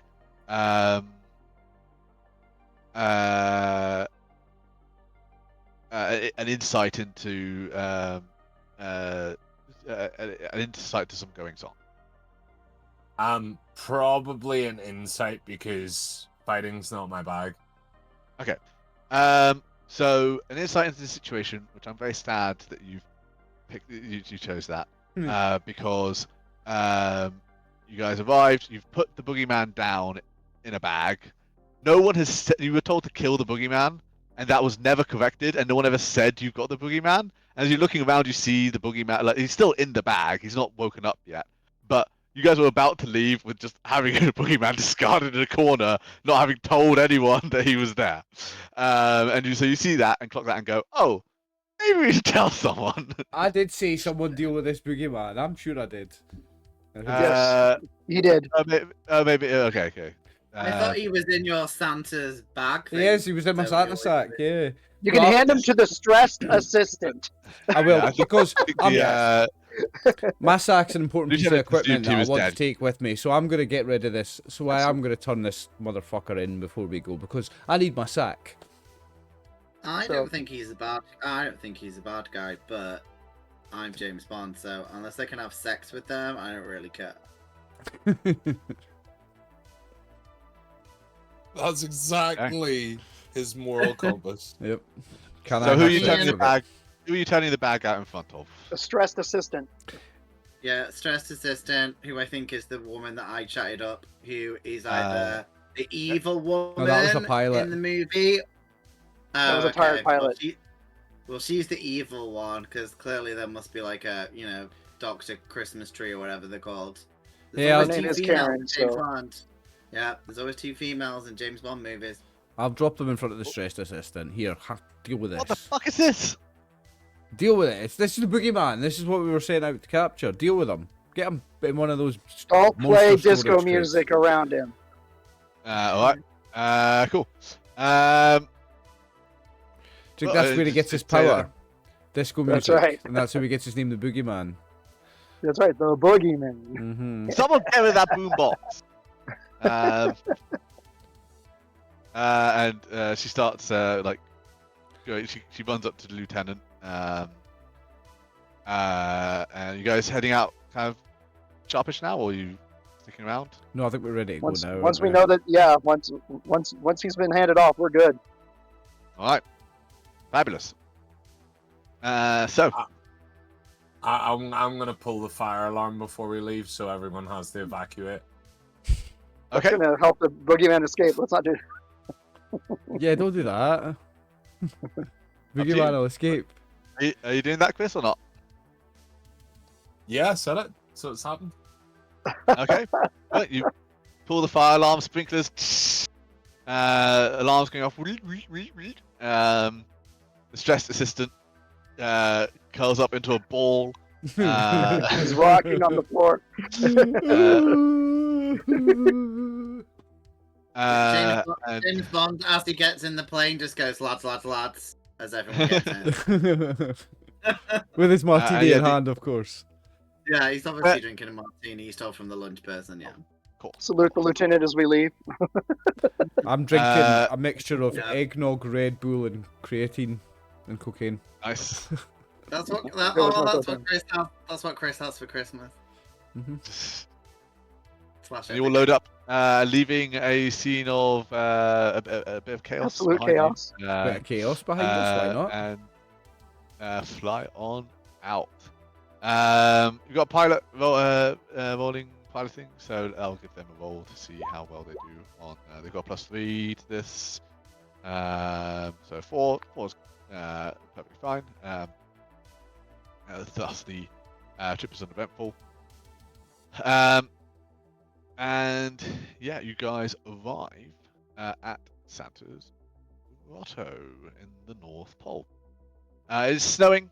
The rolling landscape, pristine white little wooden cabins litter the dot around the area. There's a particularly large one in the centre from which the sounds of industriousness are heard. And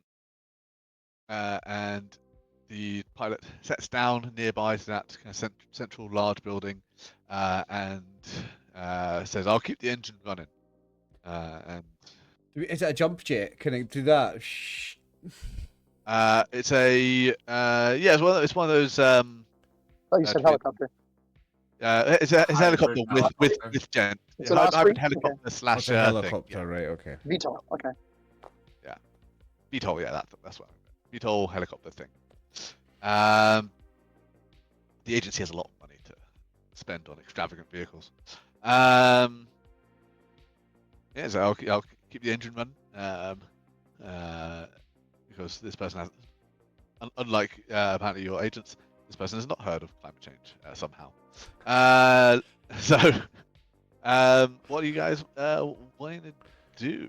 Well, I mean, I'm a little bit, I'm frantic because it's Santa Claus and this is my spirit guide, and I've got a lot of respect for the man, and I'm gonna just as soon as that plane touches down, I'm gonna start running towards that main building where the sounds of industry are coming from, because that's the main Brilliant. toy factory, I imagine. Would be first Yes. place I check. Brilliant. You run over, and arrive, and you see elves hard at work on the assembly line. Big countdown clock at the far end of the wall. How many counting down towards Christmas? And quite near to the front, you see Santa.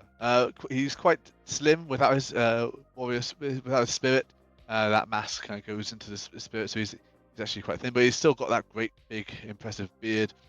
And that deep booming voice as he sees you come in. And what is your character's real name, their agent name? It's Santa Shithouse. I'll be like, Claus, it's me, Shithouse. Oh, shithouse, Mr. How are you doing? Come in here. He comes in. He's much smaller than you without his bit, but he Give him a big hug and go, for a ho, hug. ho, ho, ho, ho. Oh, Ho, ho, ho, ho. Get us some milk and cookies. Waves over to one of the elves. He goes, yes, sir, Mr. Tan, sir. Goes off and sits back and that. Oh, what? It's not football season. What brings you here?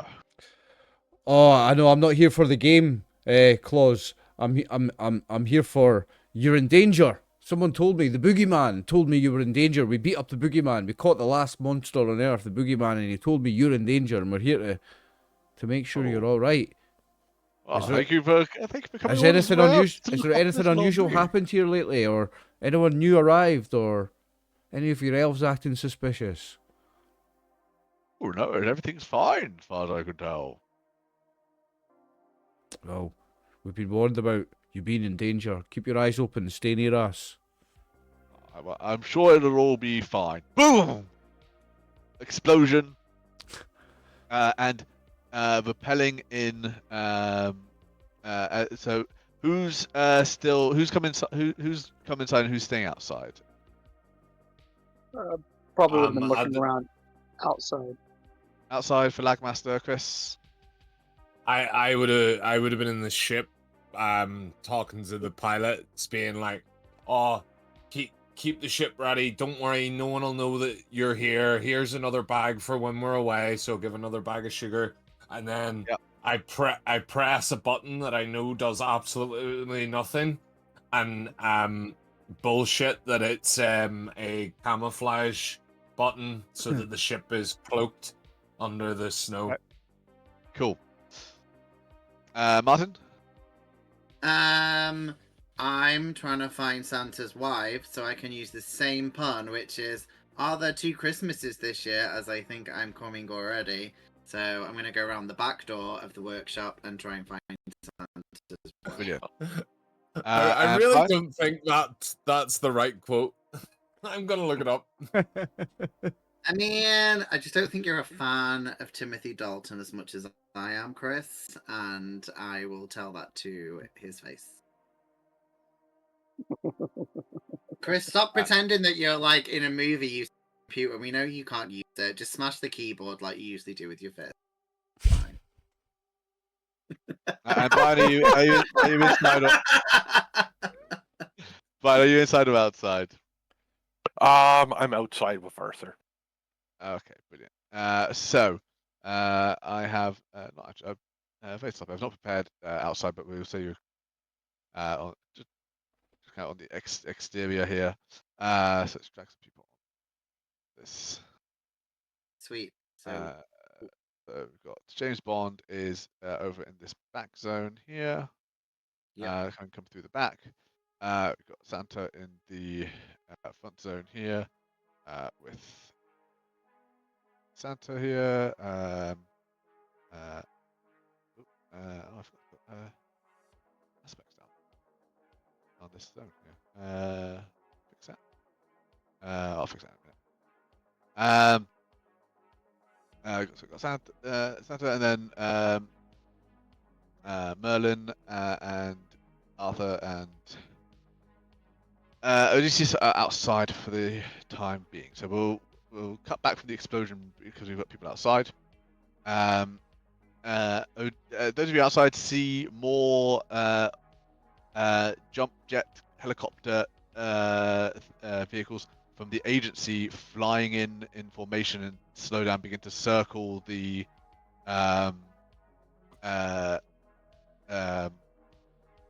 workshop.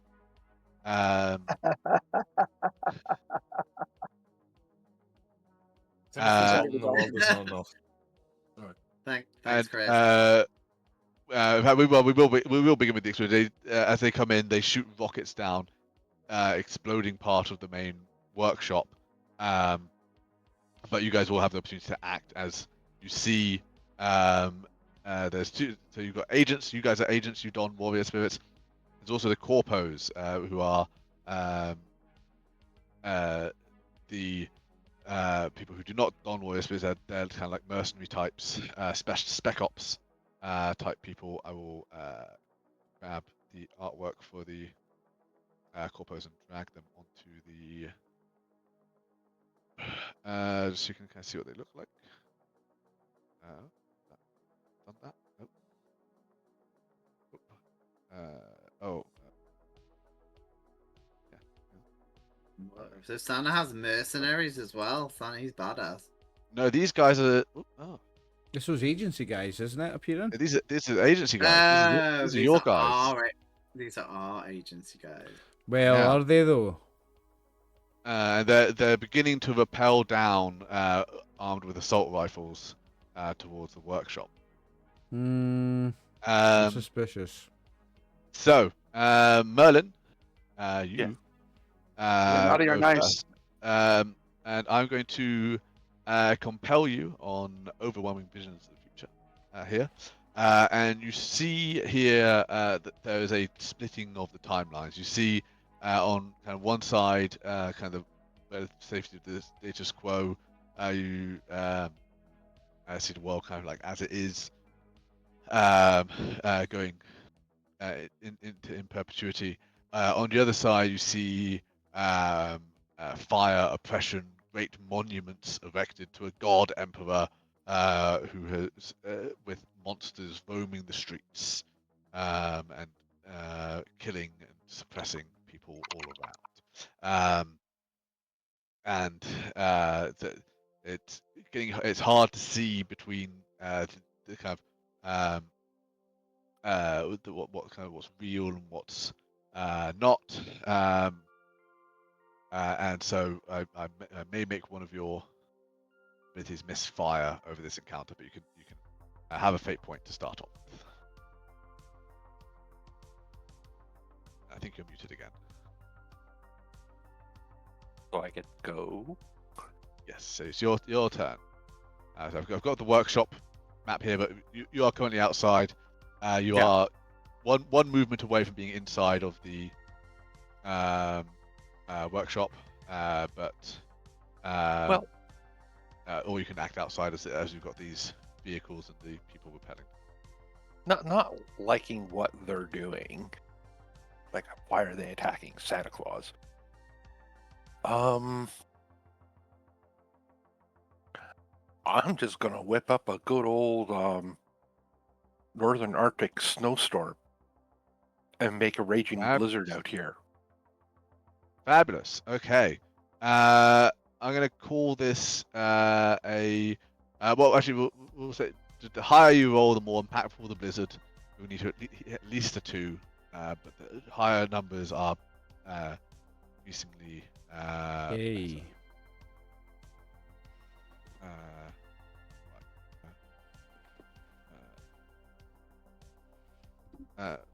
Look, we got 4. Brilliant. So,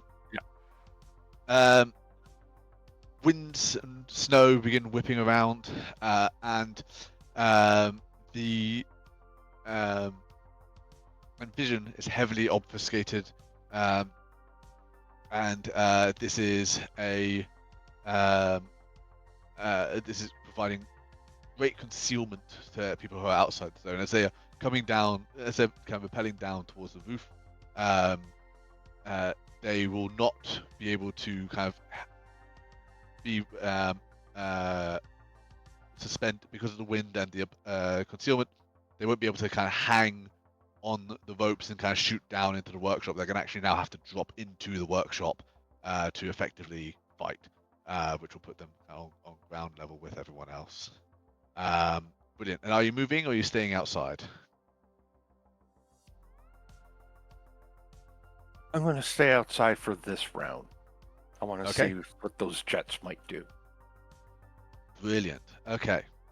Fantastic. So we're going to go over to Santa's turn here.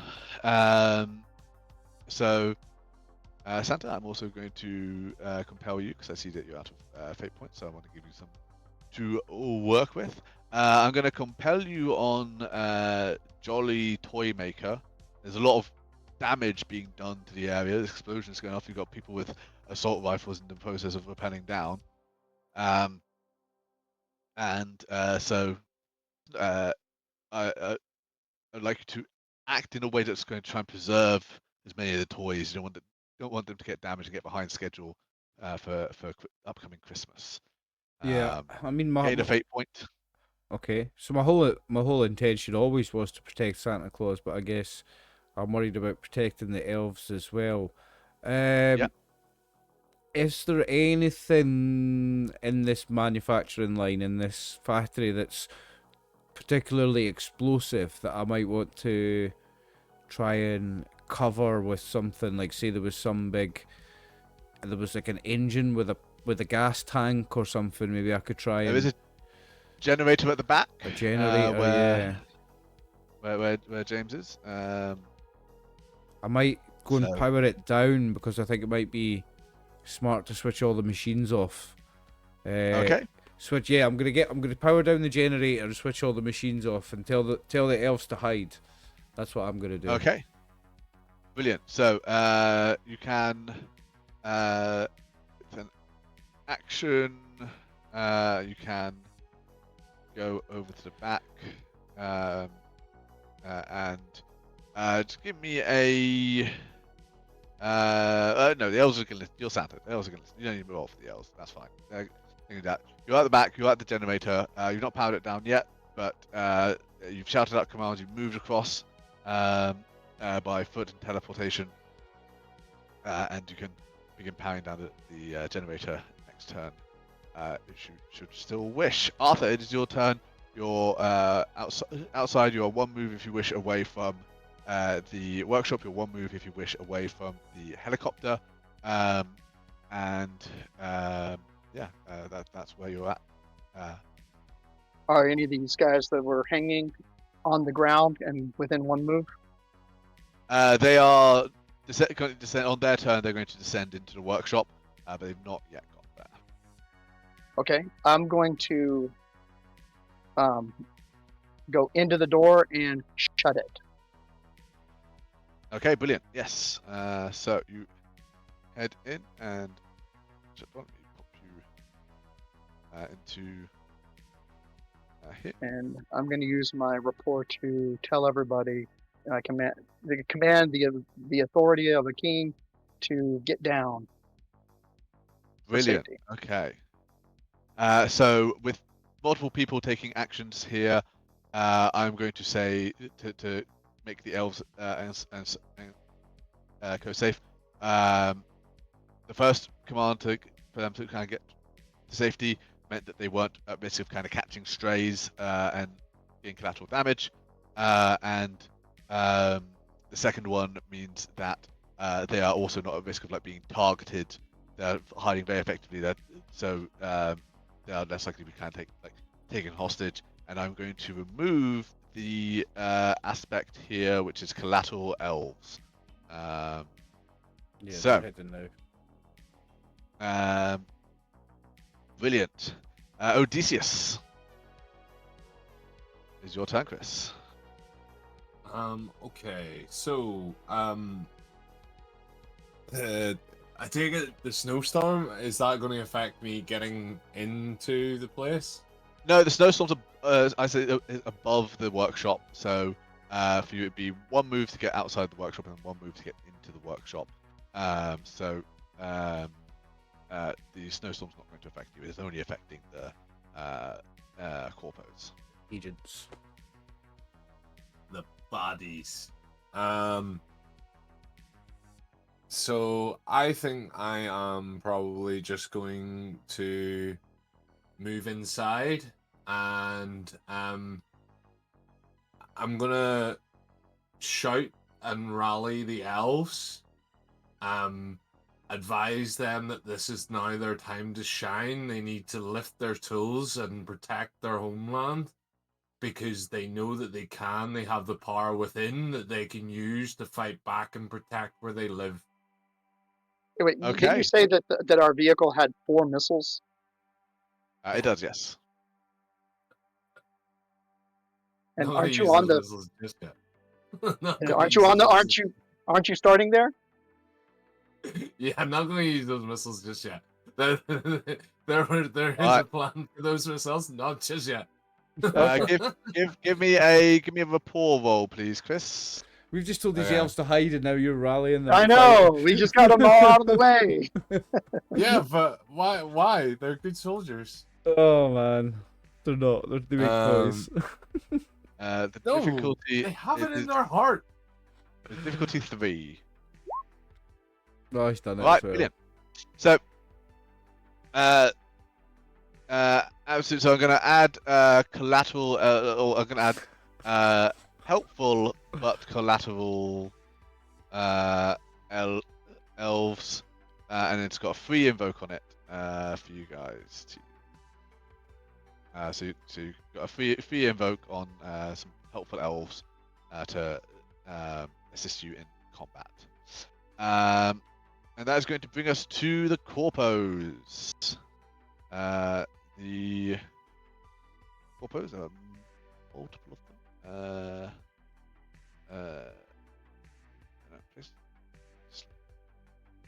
Right, so quite a few of them. So we're going to pop some of them on this catwalk. Pop some on this catwalk. Here. Put a couple back with you. I will say, James, these are slightly androgynous looking, but I would say more to the female side. So just keep that in mind here. Yeah, you could probably have sex with these. So They are yeah, very I mean, gender, but absolutely there are women around here as well. All right. Brilliant. A whole bunch of corpos There's a lot of them. start rappelling in. And I need to put Odysseus onto the map as well.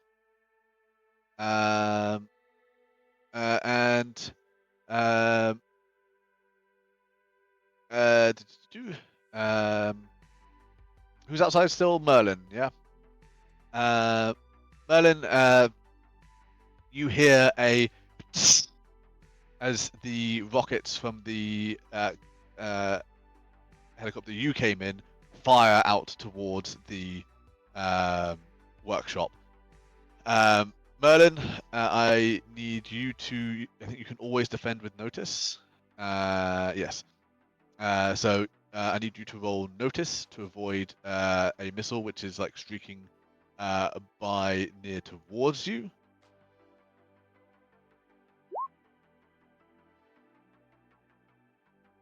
All right, that is a failure. It's a failure. It's difficulty 4 for this one. So there's 2 missiles streaking out. One of them collides into you and is knocked off course and blows up out into the air. It doesn't like hit you and explode, but it knocks you and you knock it off course at the same time. So you're going to take 3 stress. So you can express that. So you've only got 2, so you can cross off your 1 and 2 to soak that damage. And then the other one is going to hit the front door of the workshop and explode.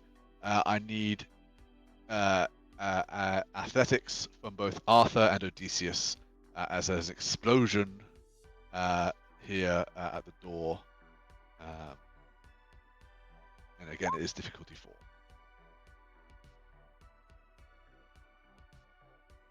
So Lag Monster is failing by 4.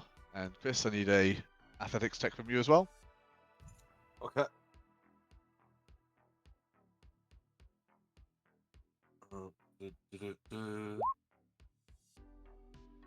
All right. So Odysseus, you're taking 2 stress. Lag Monster, King Arthur, you're taking 4. Mental or physical? Physical, right? Is it physical? Yes. Yep. Okay. So Odysseus, you're probably crossing off your 2. Brilliant. And Arthur, you're probably crossing off your 4. I expect. Yep. Do I click both, or does it matter? So your first stress box can cancel out 1 damage. Your second stress box can cancel out 2 damage. You've taken 2 damage, so you've picked your second box, which will cancel out all that damage. So you've done that right. All right. Next time, because you've only got 2 boxes, so you've still got your 1. If you take 1 damage, you can cross off a stress. If you take any more than 1 damage, you're going to have to take a consequence, which is a lingering injury. All right. That is going to bring us to James Bond. Okay, so I'm going to rehash. I shouldn't have told you my special line. So I'm going to do the same thing. I'm going to say, how about a little animal magnetism? But this time, I'm going to set the watch to hopefully attract... I mean, it might fuck things up if anyone's got any metal, including King Arthur. I'm going to leave the watch, reverse it, so it attracts all the metal and hopefully gets all the guns, and I'm going to jump like to where the crane switches are. So set the watch up, say how about a little animal magnetism, set the watch to set like a pulse out to draw any metal towards it, and I'm going to jump out the way. Right, brilliant. So I'm going to say that you can either you can attack, you can try to disarm this person up by the crane, which you're going up to, at the same time as going up to it, or you can try to disarm the person up the crane and the 2 people in the zone you're in currently, and then need to make a subsequent roll to move up. Up to you. I don't mind. What does everyone else suggest? I'm just trying to deactivate as many of them as I can. I mean, I'm just wondering if there's any way anybody can invoke something to use some of the toys, so that when he does this, some of the bikes move through the air and hit some of these corpos. Yeah, I mean, that's why I thought if I let it off as like a pulse, it's gonna like draw any metal towards it. But I mean, it depends I don't even know if the guns are metal. They could be like, some bikes, toy trains, and stuff like that might go flying around. So I'm giving up the watch because obviously it's going to attract them. But yeah, so but I don't know if it'll instead of putting it down, shove it into her back pocket. Yeah, I could do that. Yeah. So do I need to roll anything for that, Bradley? Yeah. So give me a resources roll. Yeah. Okay. 3. A 3 is good enough. So I'm going to so I'm going to put a possibly counterintuitively, but I'm going to put a gun symbol on all these people who are disarmed. Okay. I mean, I don't know how you can decide how. I don't know what the radius of it is. I know it's not like crazy powerful. I think you're getting that guy and the 2 in the same zone, so I think you're getting 3 guys. Yeah. Yeah. You're gonna get these 3, and then give me a second resources roll, just difficulty 1, to use that same pulse to put yourself up here. Oh, I got a 4. Succeeding with succeeding with style. You look badass as you do. You come in, you flip up, landing on the catwalk. You have successfully disarmed all of these people. They will be having to use something other than shoot to attack. Fantastic. That brings us back to Merlin.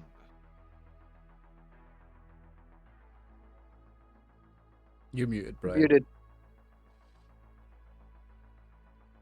First thing I'm going to do is move inside. Okay, you move inside.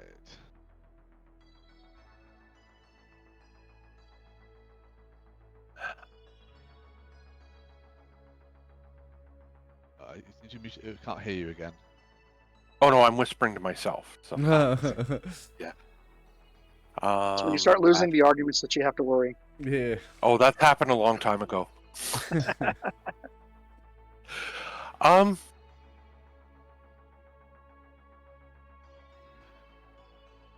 Yeah, I'm gonna. What are these guys dressed like? The bad guys. What are they dressed in? So the bad guys, they're dressed in these kind of long coats. They are slightly, they're slightly armored, but not like terribly well. They are wearing standard issue gas masks to ensure that they are faceless and nameless, and just nondescript goons. And they are armed with assault rifles. Okay, so they're definitely not in like Arctic type gear. They are not. They are not dressed for the weather. Okay, I'm going to use my weather control, and I am going to drop the temperature in here to well below freezing. Nice. Awesome. They also be used to it. So, you'll have to. So weather control only acts in one zone. So if you choose a zone, you can drop the temperature. You can drop the temperature rapidly in that zone. Okay. I will do it in this zone. Middle zone. Brilliant. Give us a will roll.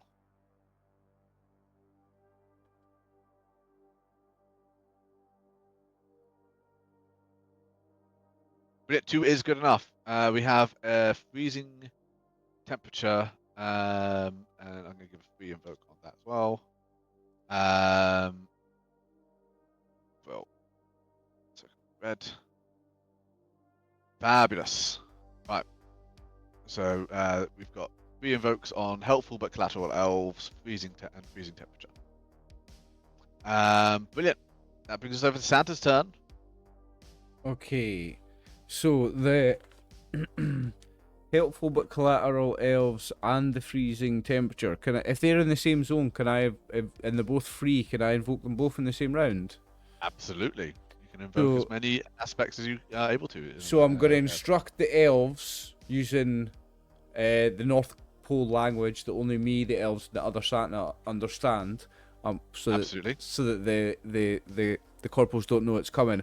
I'm going to instruct them to all kneel down behind one of the corpos, and then I'm going to teleport down.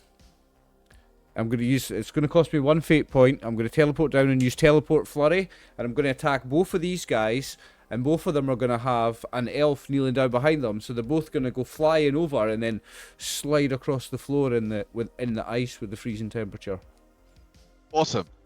Good news. Teleport flurry, I don't think costs a fate point. You can Oh, just it do that. doesn't. Okay, so I use teleport flurry to attack both of them, and I invoke the helpful elves to trip them up, and the freezing temperatures for them to slide across an icy patch on the floor. Brilliant. So they have got a fight skill of 1. So give us a fight attack, and for every and you can split the successes between the 2 groups. Okay, and do I get a +4 for evoking the 2 Yes, aspects? you do, yes. So it's fight +4, right? Where's fight? Fight. 3 + 4 is 7. 7. Brilliant. So that's 6 successes. So you can divide those 6 successes between the 2 of them. 3, so they'll take 3 each. 3 each. So 3 each, and then as an extra thing with the teleport flurry, split them and then add 1 to each. So they're actually 4 each. 4 each. Yes. And that is good enough to take these guys out. Nice. Okay. So you just come in. Elves coming behind. You come in, clothesline them. They and slide into the workbenches, conking out and going unconscious. Brilliant. That brings. I will mark off the 3 invocations, and that brings us to Arthur's turn. Do you want to mark off these guys' tokens, mark something on them so we know they're taken out? Yes, I shall. Alright. Also, if it's quick enough and easy enough to do, which I think it is because I know Roll20, you might want to change the colour of the text. It's quite hard to read. You might want to change it to white, I think. I think white would make it a lot easier. Yeah. So I am colorblind, and so I know it's hard for me to read, and I just assumed that was because I was colorblind. That is I much, was like, oh, they'll probably be able to read that is much better, Uh, isn't it, guys? It's not just me that thinks so, right? Yeah, that works. Yeah, it's much better. Much better. All right. I'm just gonna go simple. Coming over, and I am attacking this guy with the sword. Wonderful. Old Alright, school. Hitman with sword. All right. So just fight. Yeah, give us a fight roll. It's against difficulty 1 for these guys. All right. Nice. That's 2.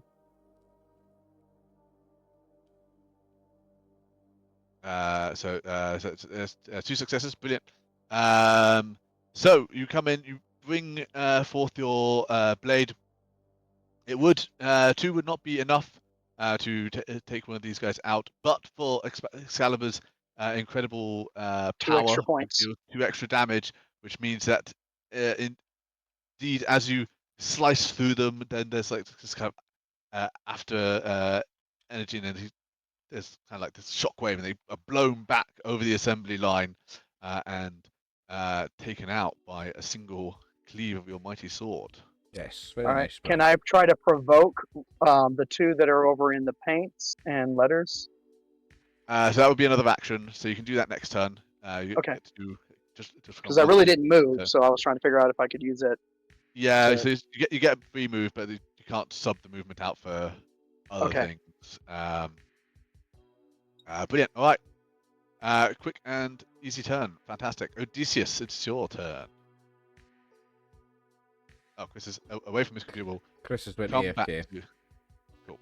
Yeah, you see us what's a wank about this time. Fuck off. I'm not having a wank. I'm fucking dead. That's just Or what we someone who is having a wank would say, It though. is right so enough, wow. Martin. It is. Yeah, I'm sorry, you just put out. Right, so have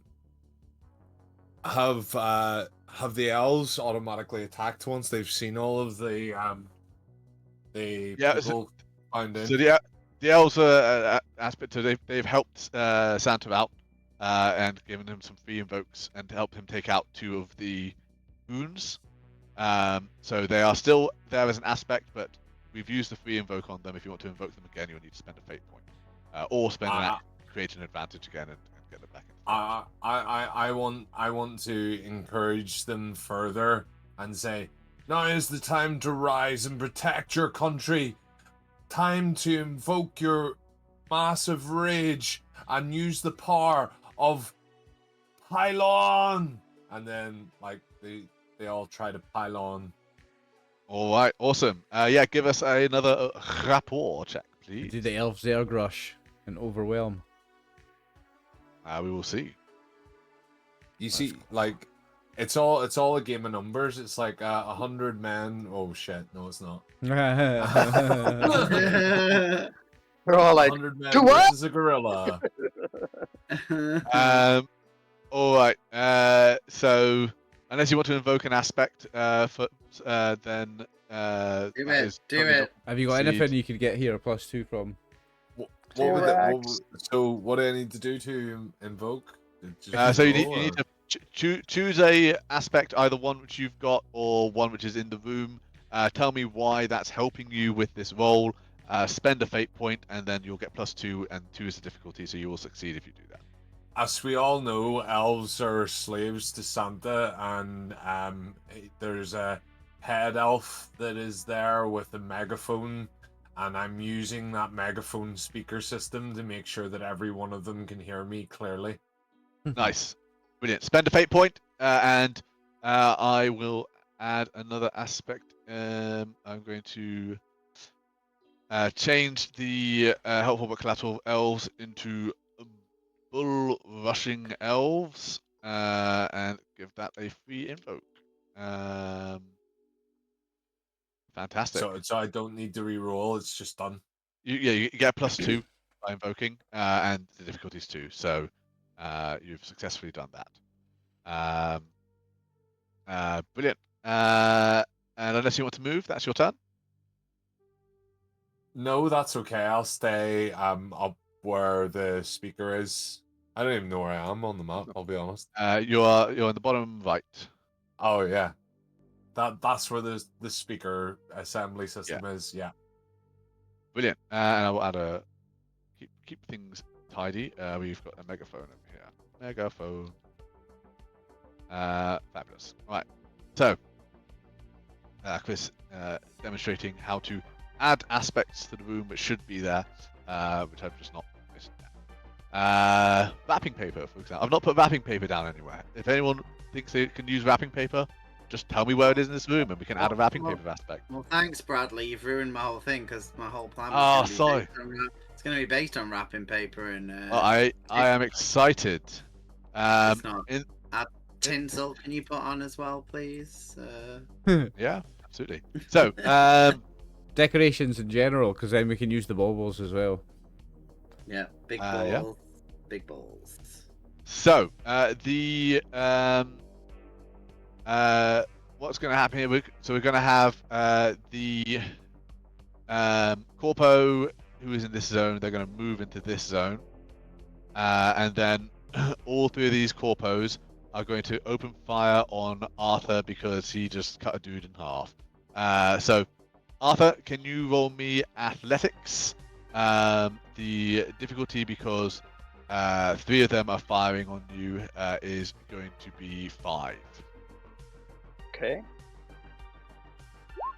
Hang on. You've got a free evoke on the bull rushing elves. Why not say the bull rushing elves? Because they're rushing, rush from one zone into the next one and tackle the guys.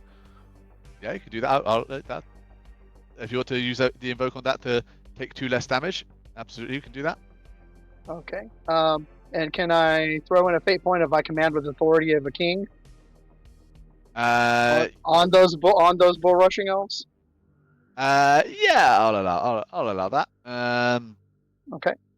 Brilliant. So yeah, you command the elves, you say, "Protect your king," and they come in and bull rush these corpos who kind of spray wildly there.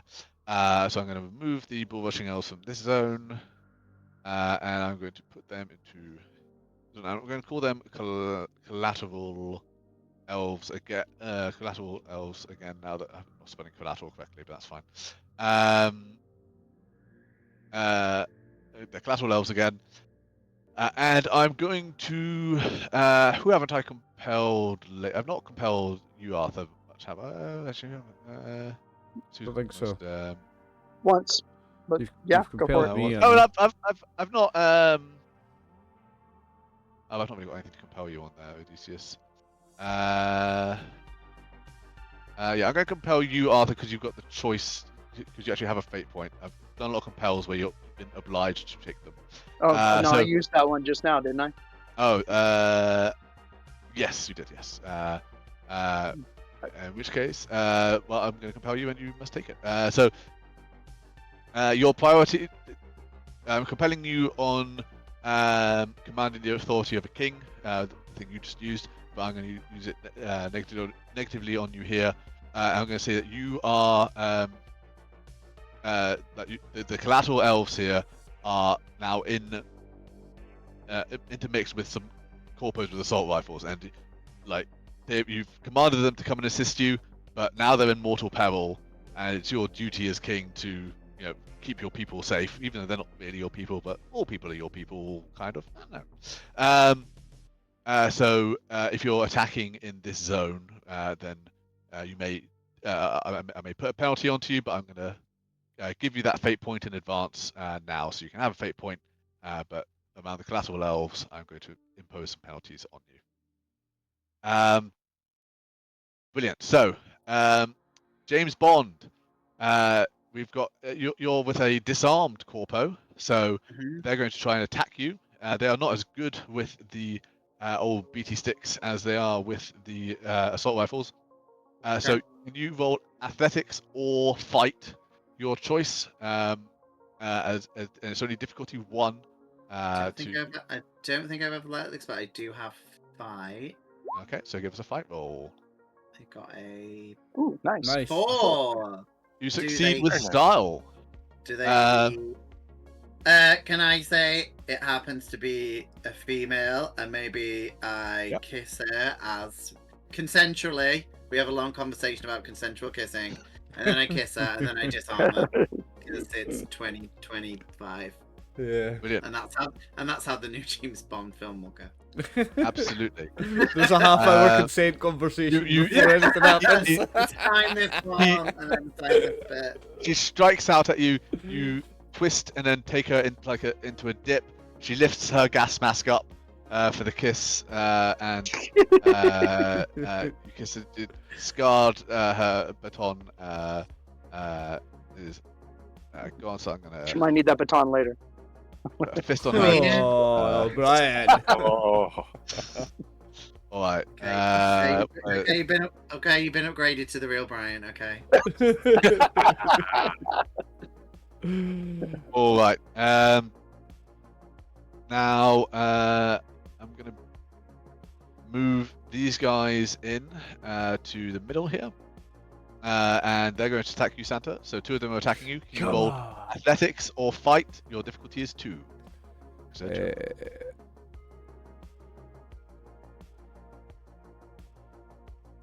Okay, I've got 1 fate point left, don't I?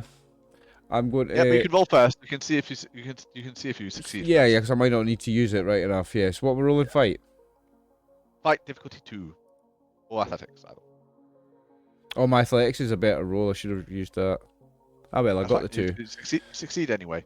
They come in. You can knock them to the side. There and are unaffected by them. The ones on the catwalks. Trying to think who they're going to attack.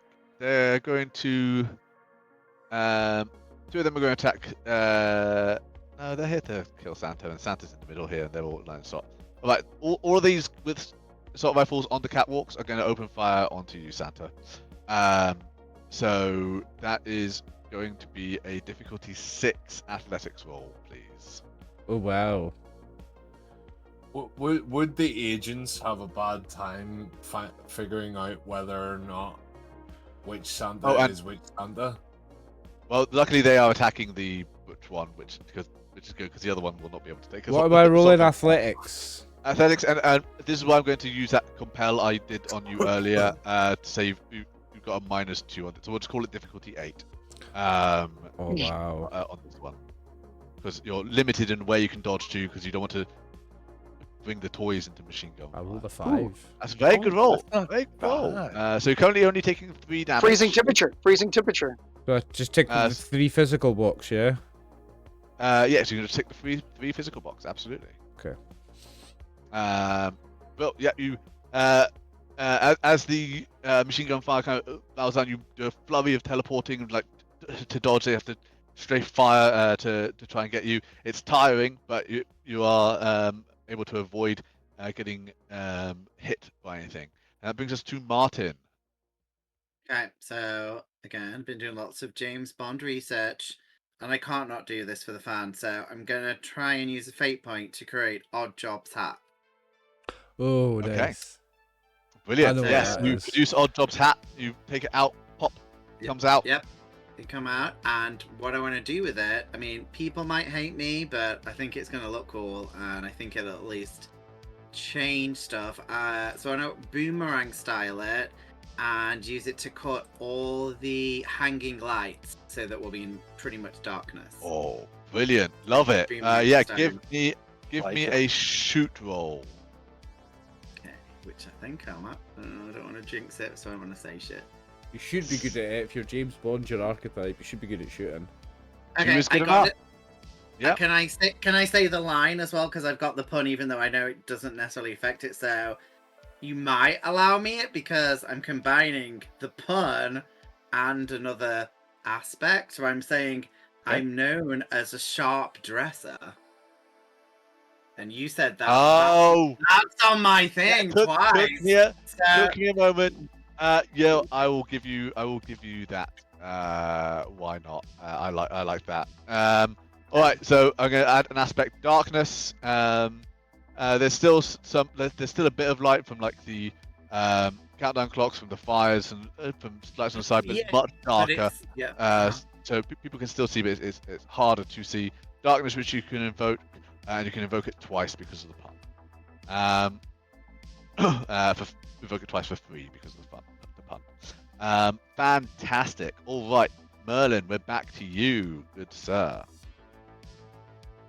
Okay, so I'm going to use, again, my weather magic to whip up the paints and the glue in this area to coat these three's gas masks and to get it into the actual like barrel and the chambers of the gun. Nice. Brilliant. Yeah, I like that idea, Brian. Clog this shit brilliant. up. Yeah, give us a will roll, please. And this will be at +4 because I used the 2. No, because they're not free invokes. They're not free, but you can spend. Yeah, I'll spend my will for it or the fate. Don't worry about spending fate for now. Because what it's essentially going to do is give us some free invokes on the paints and the glue here. Gosh. Okay. So you can either spend a fate point here to invoke something, or you can leave it there as a failure. Or you can spend a fate point and re-roll it, can't you? Or spend a fate point. Well, spending a fate point for +2 would work. There's no need to re-roll it. We could get. Yeah, we'll spend it. You know, I'm a wise magician and advise the king. I'll invoke that one. Doke. Oops, Brilliant. hold on, wrong way. There we go. Cool. So you succeed. So with that, you are setting up folks well. So I'm going to essentially that's going to give a free invoke for someone else on paints. It's paints and glue. So either one in this area. So you're setting your friends up for success here, and giving people free invokes to use on the goon corpos in this zone. Fabulous. Santa, is your turn. I'm going to use the teleport flurry again to just dart around in between these two, just going whack, whack, whack, whack. Some kung fu rapid punching from one to the other, to one to the other, to one to the other. They don't know when I'm going to hit them or when I'm going to teleport, so they're blinded by the flurry. Fight difficulty 1. Fight difficulty 1. Okay.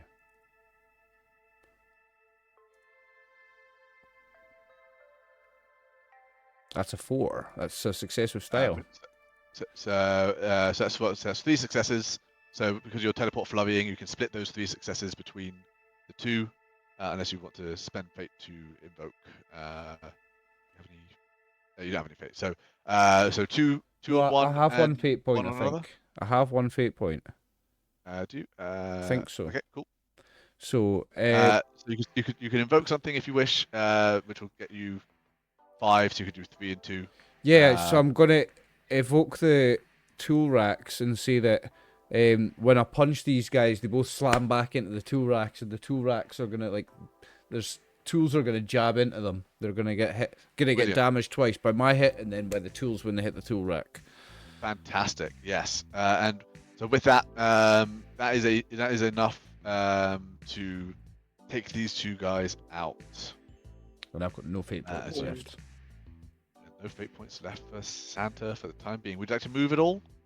You're sticking in this zone. Oh, so yeah, no, I am going to move because I've cleared out this zone. I am going to move into. I'm going to jump up here. Yeah. Well, okay. Give us athletics check to jump up into the into this area. Oh, my athletics is good. 3. Yes, fantastic. Yeah, you. So you throw these goons into the tool rack. They kind of stagger back, and then you jump, grab the top of the tool rack, pull it down to propel yourself up onto the balcony at the same time. The tool rack falls down, knocking the goons out. Yeah, like that. Fantastic. Arthur, it is your turn. All right. He went to the left. I'm going to the right. Nice. Awesome. Going up here. Okay, give us an athletics check. All right. Oops, wrong one. There we are. Athletics. Not great. Ooh. So that's currently not a success. I am going to use the assembly line. Cool. So spend fate point. You instead of leaping in one go, you jump onto the assembly line, then jump up, and that's a success with the spending the fate point. And you are up on this upper gangplank with these two goons. All right. Do we still have an attack left? Yeah, so you dash your movement, so you've got an action. All And this is where I'm going to impose that -2 we gave you, which you got the fate point for earlier, because you're moving away from the people who put themselves in danger for you. You're feeling a little bit guilty, and it's distracting you. So you've got -2 to this attack, but you can make the attack. Okay. That's difficulty 1. That's including the -2. That's including the -2. So it doesn't. So yeah, hit. So that deals. It would deal 0, but it is a hit. So Excalibur means it deals 2. So you hurt this person here, marking off their stress box.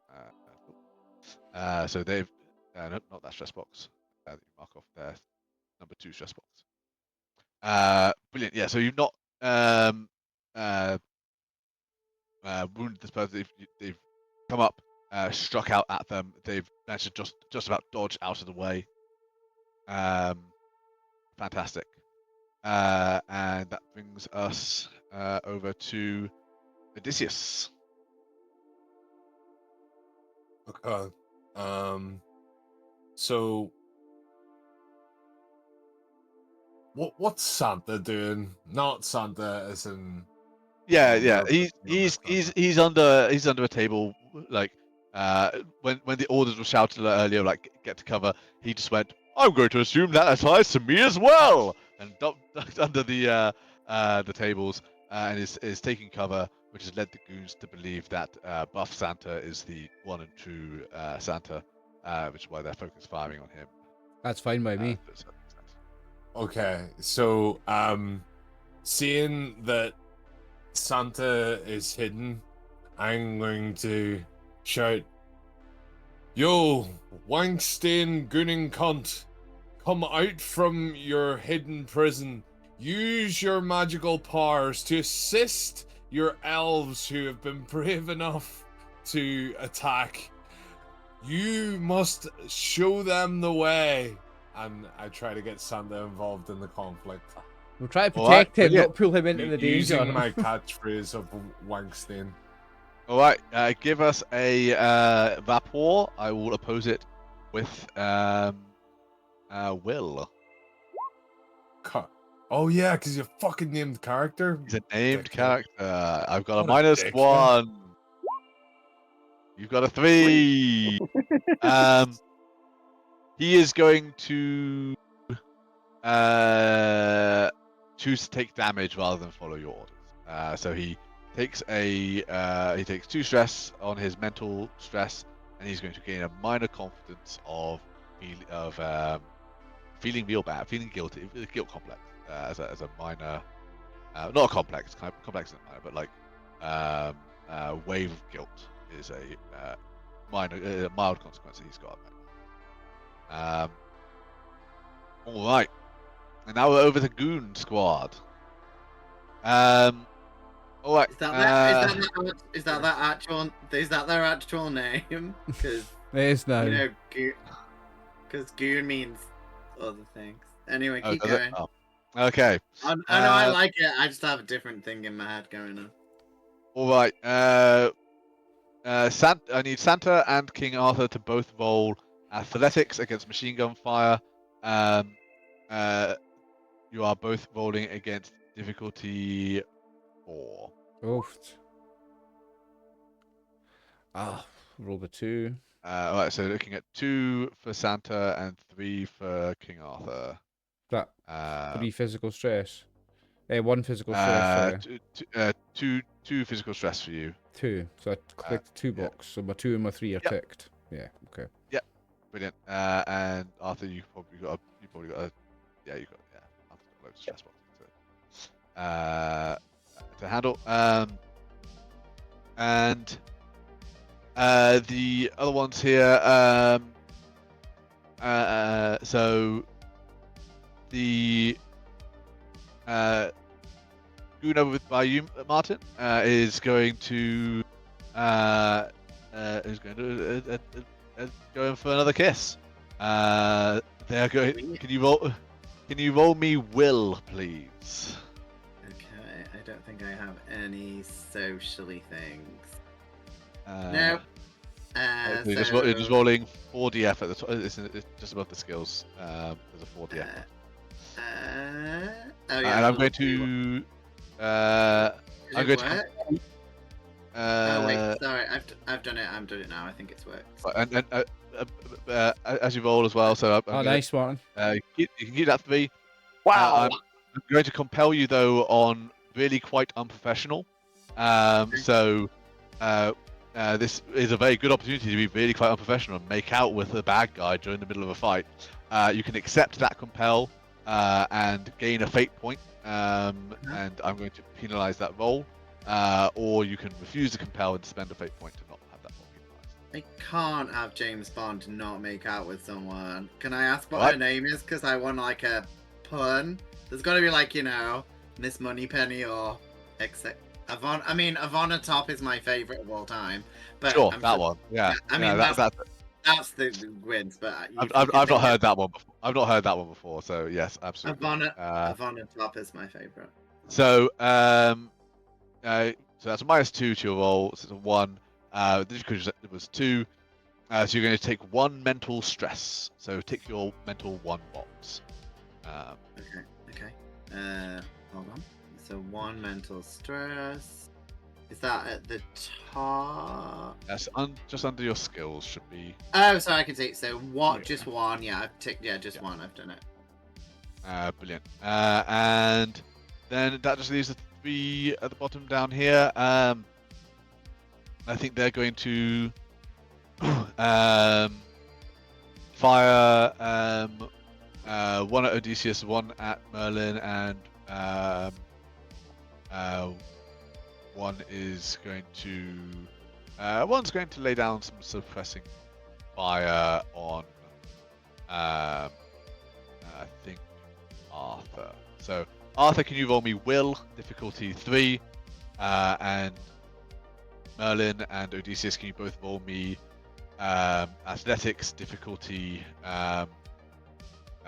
as well? Oh.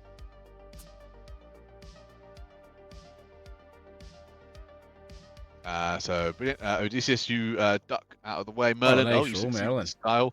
Fantastic.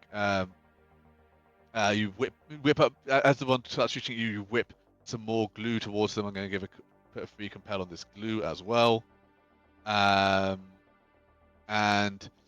Arthur, I'm just going to give you a -2 to something that you do on your turn as someone's suppressing fire up towards you, and you're having to duck a bit, and it's hindering your movement slightly. So I'm going to give you a -2 to something that you do on your next turn, probably.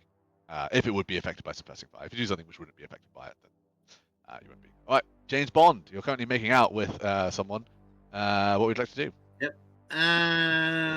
Well, I mean, obviously all James Bond films are PG-13, so probably make out a bit more and then do something. So, I think this would be cinematic, and I think we're at that point in the game where I've got to do it. So, I'm going to use the hat because obviously it's like a boomerang, so it's returned. Yep. And again, would you like the pun or the roll first? Because pun first, absolutely. So the pun is, and it kind of goes well with what just happened. You look like you give bad heads, and then the next part of the pun is off with your heads, which I think is cool because I might accidentally behead Arthur because he is in the firing line of the hat. So I think it just works. I think it works on all levels. Fantastic. Are you attacking the? I assume you're playing towards Arthur. I mean, I'm trying to like send it all the way down the line, and I'm guessing because I've killed the light. Maybe I don't know. Arthur's got up there. Maybe. Can we just Sure, appreciate? yeah, give us a shoot roll. Can we just appreciate for a moment how fucking good an insult is? You look like you give bad head. give us a shoot roll. This is as I'm kissing someone. I'm gonna and use that. throwing them in front of I'm them. gonna use that in real life with people that I meet. And shut up! You look like you give bad head. That's a I fucking hope good you. thing. I hope you phone people with your job and just say that and just say you sound like. Sorry. Anyway, what do I have to roll, Bradley? I'm very sorry. That's right. Roll shoot with +2. Okay, shoot. Okay, which I'm actually pretty good at. But I get to add 2, so it's a 5. Total of Shit. Does that mean I actually behead 5 by mistake? 3. So that's 3. No, it means that you 5's quite a good roll. You behead this one, but that stops the momentum of the hat. Okay. Yeah, so that's just enough damage to kill that one. So you behead the first person, and then the hat rolls back towards you, ready for its next deployment. Merlin, we're back to you. I would just hands up. I would definitely watch this movie. I think it would be amazing to watch. Absolutely. Spielberg, are you watching? Yeah, if you wanna. We'll if you sell wanna you pick the. my brains. We'll sell you the idea. But we're only giving you one of the Bryans because one of them's the dud. Can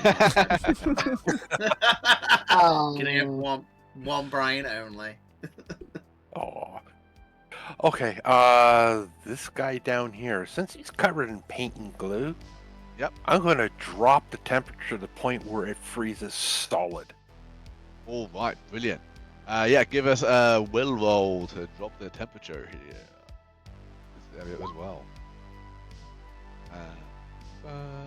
Fantastic. Yes. So we are going to drop so freezing temps here as well.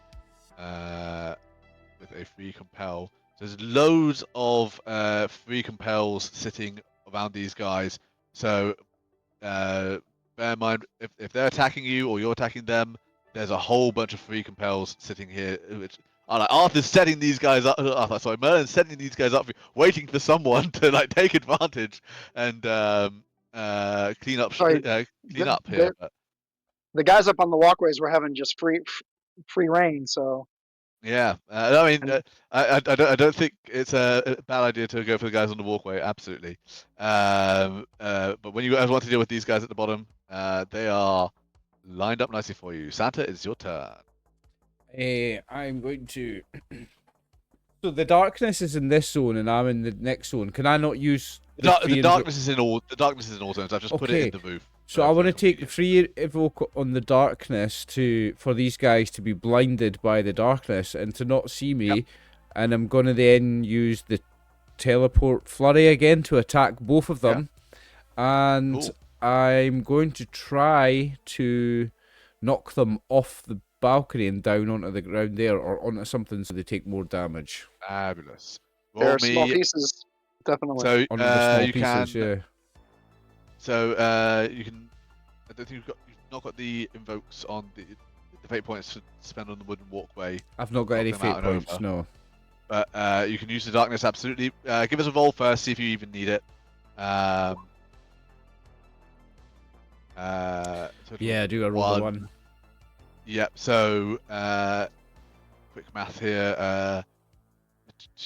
If you spend both of the darkness compels, make it a 5. Darkness compels, one on each. Then you can take both of these guys out. Right. Yeah, I'll do that. And I'll spend both the darkness, free evokes, and I will take both of these guys out. Brilliant. So that is. With them, this is where you insert the Wilhelm scream as they go over the balcony, crash onto the floor below, and would like to move it all. Would like to move it to another zone. So where are there? There's ones down here now and ones down here. Yeah. So can I drop off the end of the balcony to land in this zone? Yep. Absolutely. Yes. Okay, I'll do that then. All right, Arthur, it's your turn. Okay. I got one more up here, so I'm gonna try to take that one down, get rid of. Awesome. Give us a fight roll. Oh, ho, ho, ho. Oh my god! All right. Oh, Yeah. So you got -2 from the previous one, but even with -2, that's a success with stuff from the suppressing fire. With even -2, that's a success with Stalin. This person only has 1 hit point left. So they are So I've got the brutalized. head balanced on the end of the sword as I look down over at James Bond. That's off with your head. Fling the head. Yes. there you I- go. I'm gonna give you a free provoke to try and intimidate the guys below. So give us a provoke roll Okay. against difficulty 1. Nice. Brilliant. Okay, so I'm going to add another aspect down here of intimidated, and there's a free invoke on that. Fantastic. All right. And I didn't get a chance to move. Can I move? You can move, yes. All right. Fabulous. Odysseus. Got Santa on one side and me on the other. Let's go. Right. Let's have a look. What do we have around here? We've got 3 evokes on intimidated, freezing temps, and paints all in this zone.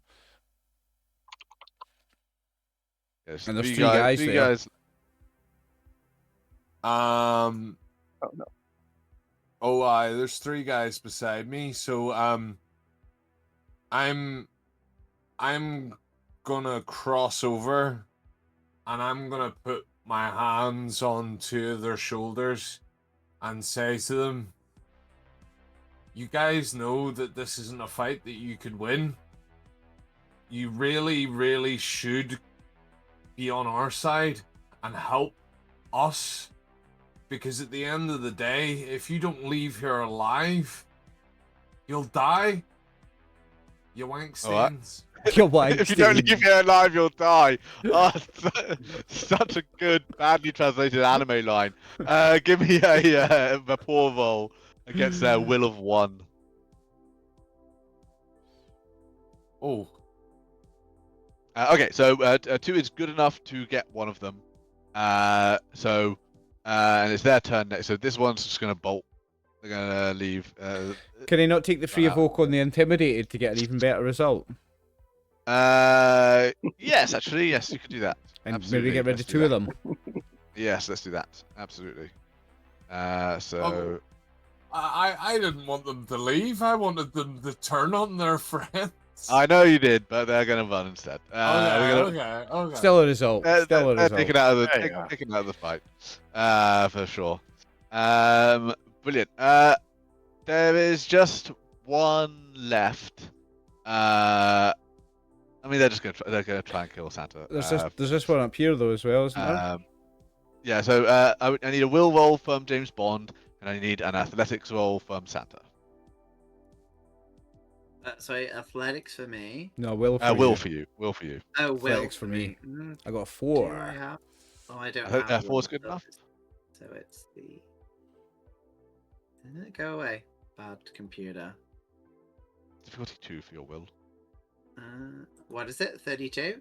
What? 2. Difficulty 2. Oh, okay. Sorry. You don't want it to be 32. Definitely not. I was gonna say I don't think I've got 32. I've got a 1. That doesn't Alright. sound good. So you're going to take 1 stress from that mental stress. You've used your 1 box. You have to use your 2 box. Okay. Can I say why I'm stressed? Because I think the girl that I kiss may have herpes, mouth herpes. Okay. And Absolutely. Yeah. I don't want to.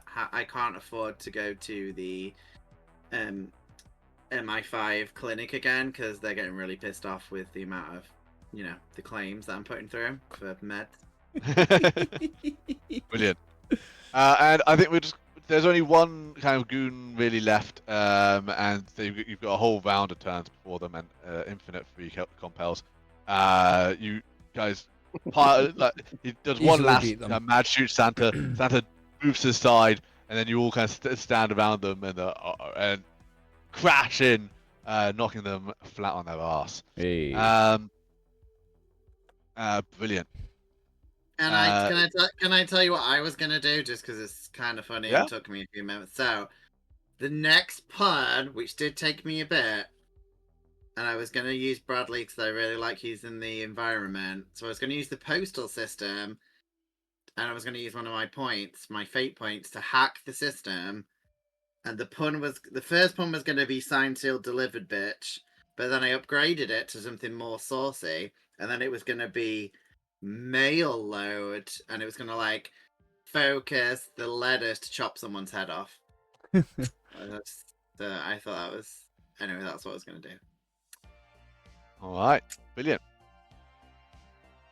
You have taken down the agents, the corpo goons for your agency. You've saved Santa. Santa comes out. Oh, thank you so much. Well, aren't those guys meant to be on our side? Well, that's what we thought. Listen, it's a strange one. It was the Boogeyman that tipped us off that you were in danger, and he's the baddest of the bad. He's super naughty. Now these guys are naughty. I always thought these guys were nice. Now it turns out they're naughty. I don't know, Santa. I don't know. Well, Boogeyman's not that different to you and me. The Boogeyman has some weird rules about who's naughty, but the Boogeyman ultimately hunts only hunts naughty people.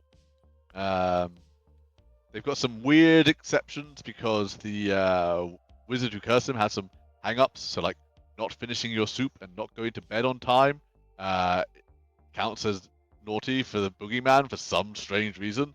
And so he definitely like attacks children over that, and he's a very bad dude. He kills children because they didn't do their homework. Yeah, it's a little bit. Yeah, exactly. Yeah, it's bad. It's bad. Don't get me wrong. But he cannot, unless you fall into one of the weird loopholes. So he can't actually hurt. He's on the right side of good and bad. It's just his methods are a bit extreme, really. Yeah. And he listens to disco.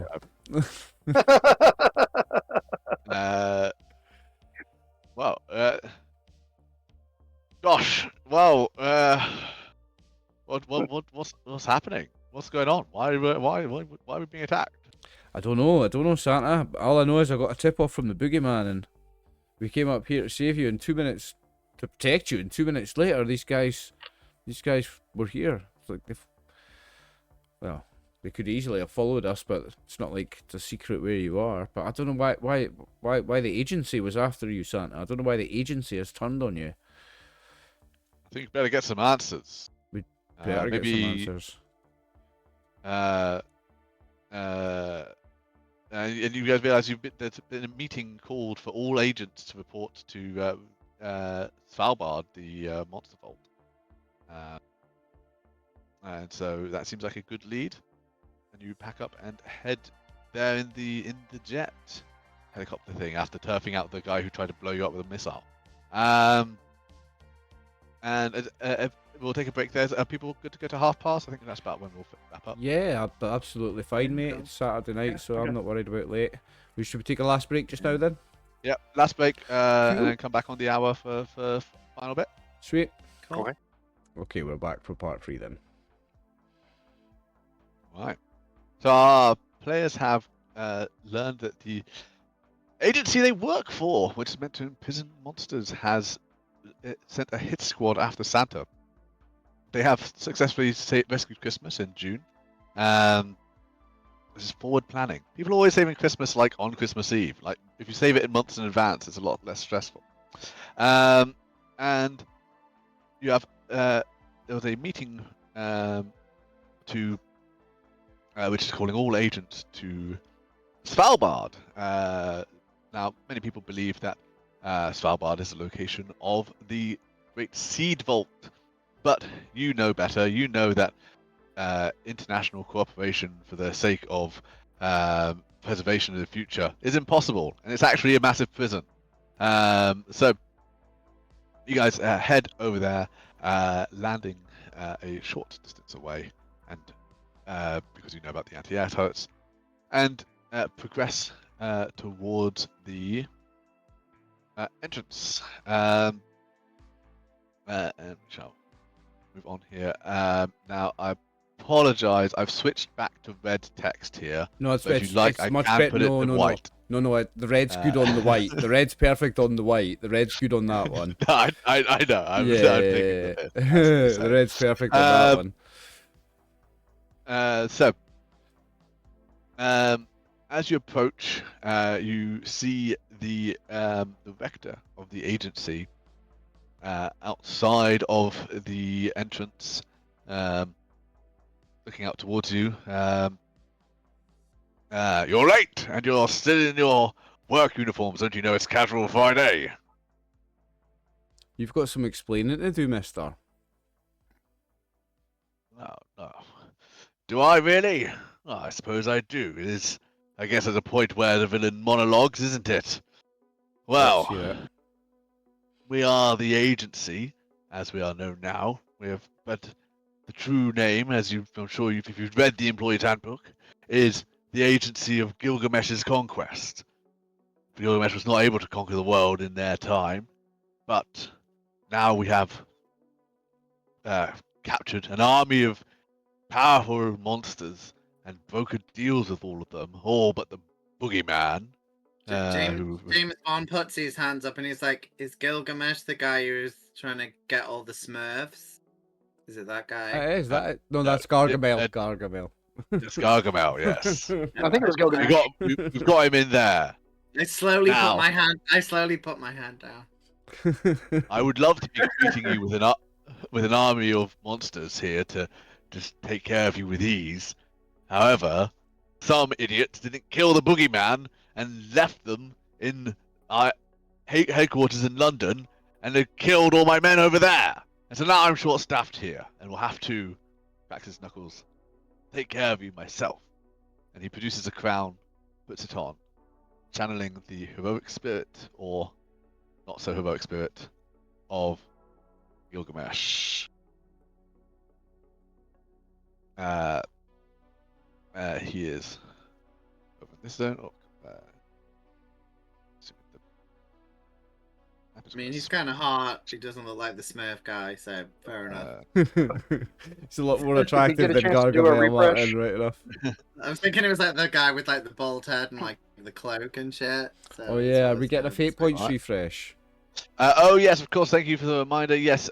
So Santa on your way out gives you gifts, milk, cookies, tops you up and everything.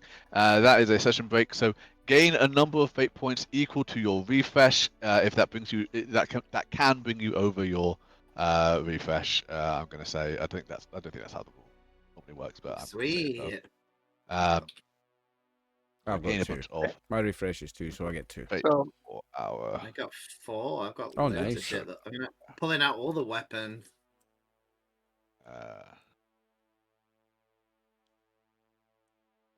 Right. Parker's smaller than everybody else. What can I say? There you go. Who are we missing? James Bond. Fabulous. All right. Merlin goes first. Of course he does. Because you can see The Sky Mate. The Sky Mate. I love that. That's one of the things. I mean, it's the Sky. What more do you want? Sky Mate. Yeah, I know, right? Merlin, what would you Alright. like to do? Oh, slippery. Oh, keep trying to type in the one. I am going to. Yep. Since this is this is slippery because just snow there. Yeah, someone thought it was a good idea to put like a smooth metal pathway in a very cold and icy place, and so it's poorly thought out, and it is slippery. It is. Actually, I'm going to turn that snow into pure ice. Fantastic. Yes. Give us a will roll on your weather stuff. Oh, and everyone clear your stress boxes. Oh, nice. Clear all your special past the encounter. No one's got any consequences yet. That's right, is it? Yeah, I don't No, know any. I don't have it. I'll do my that was best to give you a do my best to give you a consequence here. All right. Well, so I'm going to add another. I'm going to give 2 free invokes on Slippy here. I'm As gonna. you- I've thought of a way I'm gonna invoke the As Sky you- Mate. Good. I'm looking forward to it. you make it extraordinarily more slippery as you change the. Actually, no. No, sorry. Sorry. You're changing the metal into ice. Let me. That's a cool aspect which we can potentially do more with because you can do things like breaking through it and stuff. So, ice. We could call that ice walk, as in the walkway is made of ice. And Is he currently standing on the walkway? yeah, he's currently standing on the walk. And yeah. it's my turn next. I've got an absolute plan, boys. All right. And that is so brilliant. And do you want to move it all? Grab him, teleport up, and drop him. I'm going to move over to Yeah, brilliant. there. Okay, Santa, it is your turn. Oh well, see, Brian, that's also an idea. Brian, that's also an idea. But what I'm gonna do is I'm gonna spend a fate point to invoke the Sky Mate, and the ice walk. Is that now thin ice does that turn the metal into ice so that would shatter if something hit it? And he's standing on it, right? So I'm gonna invoke the Sky Mate, and my friends, the flying reindeer, are gonna come flying down towards it at high speed, and then at the last second they're going to let go of a flying sleigh, and that sleigh's going to go crashing into this motherfucker and the walkway, which is made of ice, and smash through the walkway, and they're going to go down into the pit. Okay, so I'm going to use this opportunity to teach our audience. Assuming I've got it right, I might be getting this wrong because I've not looked into this rule properly for this because I didn't expect to have to use it. But when I started you out, the reason why some people have more refresh and more fate points than others is because you can spend, you can convert refresh into stunts. So I believe you can do that in session. So what you're going to do here, Oliver, is reduce your refresh from 2 to 1. Okay. Because you're spontaneously generating a new power. And that power is object creation. So you're spending a fate point.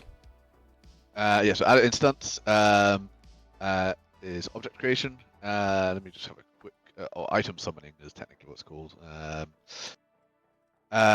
So it's a normally it'd be will. I'm going to allow you to use crafts instead. I think that's very reasonable here. So give me a crafts roll, difficulty 1, and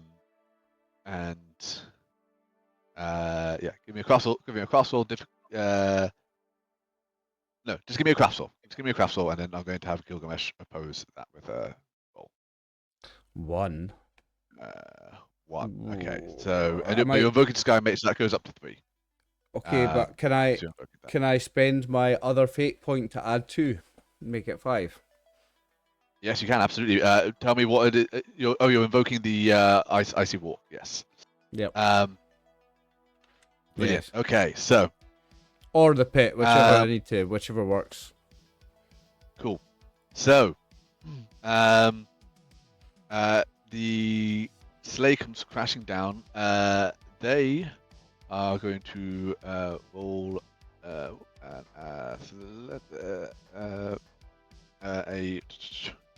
athletics. That's a dodge, is it? Try and dodge. And they're going to get a 2, so they fail to dodge, so it's a difference of 3, so they're going to take 3 stress for this. So, what happens here? The sleigh comes crashing down. You're going to learn a couple of things about Gilgamesh here. First of all, as the sleigh kind of crashes down into him, it crashes down but doesn't quite reach the ice walk as it crashes down, and then he hefts it off of him. I'm going to put crashed sleigh down as a new aspect onto the map onto the side. As you learn, he is immune to forced movement because he is very, very strong. Wow, he just ate it. Sleigh.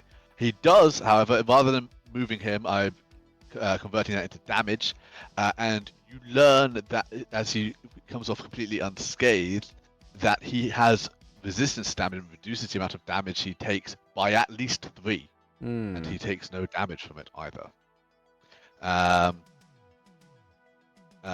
Brilliant.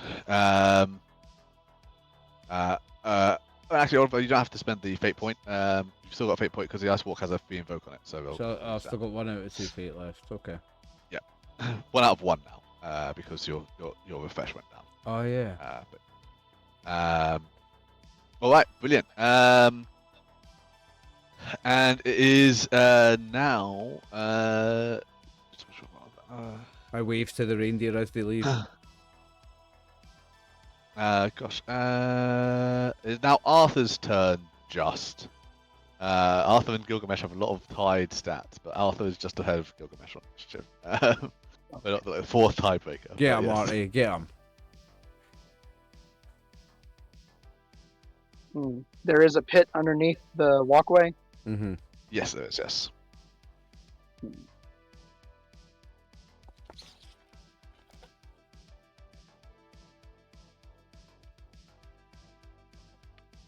Well, I guess I'll chance it. I will. If you get, just thinking about the aspects of the terrain, if you got him into the pit, you could then maybe invoke the deep snowbank and drop some snow on top of him. Because that's not damage. He's not immune to being drowned or like suffocated. It's not forced damage. Being suffocated by snow isn't forced damage. It would be represented by damage, but that would I would say that would bypass his armor quality. Yes. Just an idea.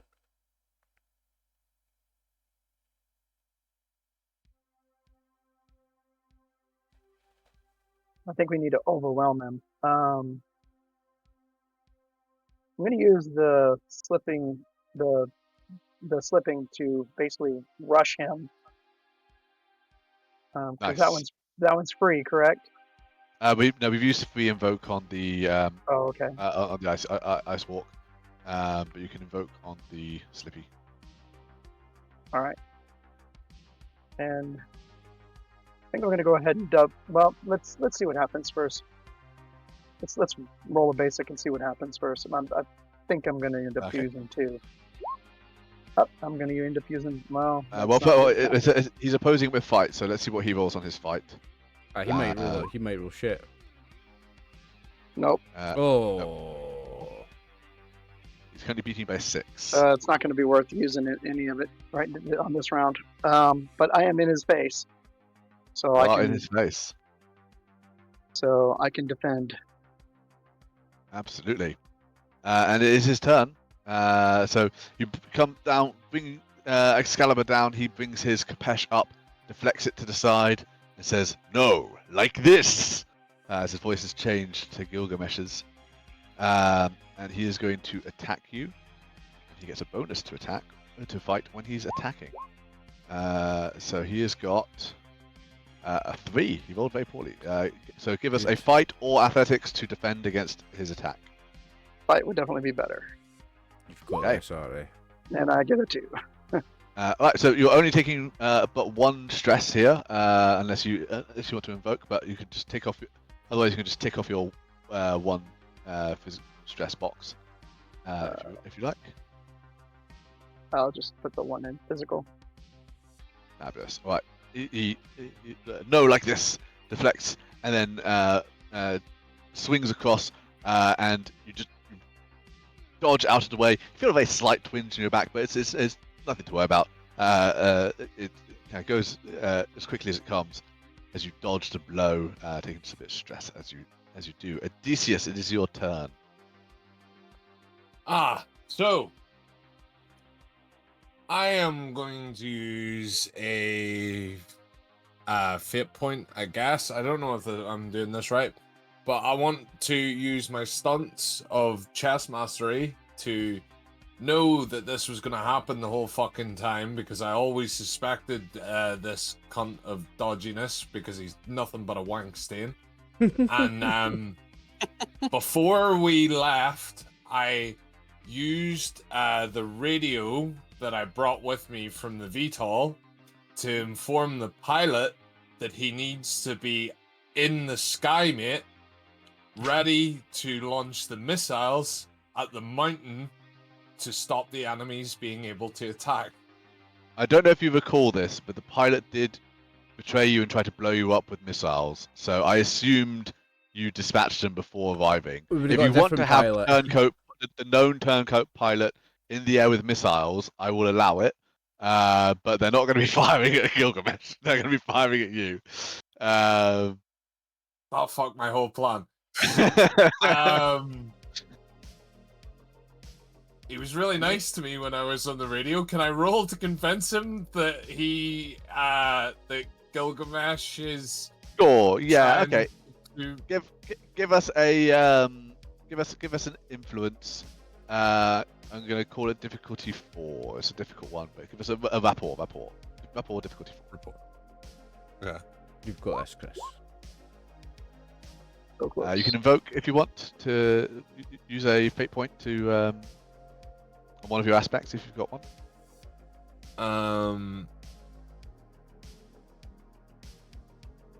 You can use rapport to attack.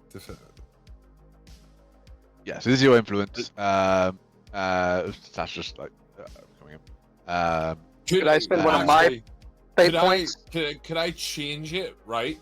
And then instead, I'm deceiving the pilot to think that I'm Gilgamesh, so I'm like imitating him and giving an order to fire the missiles into the mountain to cause an avalanche. And use deceive rather than rapport. Sure. Yeah. Okay. I'll allow it. Yeah. Cool. Brilliant. So spend a fate point on it's deceive rather than rapport. Yes, fine. Brilliant. Yes. Okay. So now you hear the of a missile being fired, which explodes over here, and snow begins rushing down. It will not take place immediately. It was going to kick in a turn or two, but there was a onward rushing avalanche coming your way. Would you like to move? I'm proud of you for invoking the sky, mate. We've already got it twice. I'm proud of both of us. I'm trying to think where the safest place would be. Probably front of where that door. Gilgamesh is standing, because you got the Svalbard the vault in the way. Probably. Yeah, I don't really want it to get. But then then you're near Gilgamesh, I suppose. Yeah. All right. Well, James Bond, it's your turn. Well, can I just say I'm really angry at person because I was gonna do that, but I was gonna add a Tina Turner song as I golden-eyed a satellite to do what he did, but mine would have come with a cool song. You could do it to speed it up. Yeah. Oh, I'm not like going on your coattails. I mean, you know, you did what you did. Just Your no golden eye is so much cooler than mine. Mine didn't work. I had to retcon my entire idea. So you chatted someone up who had a fucking helicopter. I was gonna call down Tina Turner's the power thunder of Tina Turner, yeah. The power of Tina Turner and a fucking it's fine. No song, no poem. I want the power of Tina Turner to be invoked. I mean, Tina Turner in the sky, mate, please. Yeah. That was the other thing I was gonna say. There's gonna be, can we put GoldenEye in the sky? But you've ruined it. It's fine. You've ruined it. It's gonna be the dagger in my back. We've got a new contender. Anyway, So, I might just try and save everyone because I didn't. So I'm thinking if I move in kind of around, like if I move like here, can I try and get my Omega laser watch and try and cut a hole in the panel, so we can get in before the snow thing's gonna hit. Absolutely. So spend a fate point to produce a laser watch, and give me a resources roll. Okay. 22. So, and I've got quite a lot of fate points. So, and then you said resources. Pulls the sleeve back, and there's like Rolexes all the way down the arm. He's got 12 different watches, they all do different things. Yeah, I love that every gadget's a watch. That's brilliant. Yeah. He's got I mean, 12 I watches literally and 3 arms. googled, and like at least 50% of James Bond things are watches or pens It's from when true. I was looking at stuff. So, Yeah. Okay. So, resources. Let's hope that I get a good one. Watch, pen, shoe, hat. I Nice. got 7! Fantastic. Yeah, Lord. so Does that mean I can like make it and it's like a door that I can close? Like just nip in, close it, and it's got like a yeah, I mean, Beveled edges so that when you pull the panel back into place, it doesn't push through. Yeah, brilliant. Improvised door. with a free Gilgamesh maybe doesn't see it. I don't know. And the Tina Turner song is playing. GoldenEye is playing throughout the whole of this. And I'm giving Brilliant. I'm giving Odysseus the dirtiest look he's ever seen and pointing at the sky. All right. Some turrets are going to pop out, which you guys may or may not have been aware of, from the side, and they're going to open fire. They're going to open fire at the people who are slightly further away from the turrets. So like Merlin and Santa to both roll athletics. Difficulty 4. Oofed. Right. I've got fate point, is it? I'm going to roll it first there. Roll it first. Got 3, so I need to maybe invoke something to survive this. I'm going to... Or you'd only be taking 1 damage. Ooh. Merlin's coming on 4 damage. I'm going to... I'm going to invoke the... Spend my 1 fate point and invoke the jutting rocks and hide behind them. Brilliant. Yeah, you dive Behind them, yeah. Merlin, are you spending fate or taking 4? I'm going to spend a fate, Okay. and I'm going to activate my technophobic. I rely on magic and pop up like a force field. Brilliant. Yes, you project your anxiety around technology into the turret, so you get an existential crisis, both for not having being less confident, but also having suddenly an existence, and then that means that the energy shield you throw up is more than enough to dispatch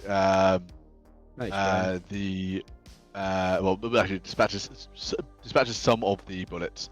So you're only going to take 2 stress, so mark your 2 stress points. Well, and then it's your turn. Okay.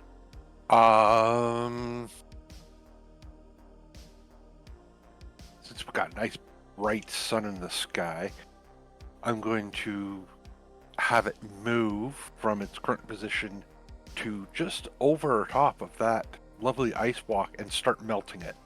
It's moving the sun. I'm moving the sun. Nice. Nice. Actually moving the sun. I love Pinch, move. it. Brilliant. Yeah. Just Awesome. put Give us drag it a Hot. give us a will. I'm gonna call it difficulty 5.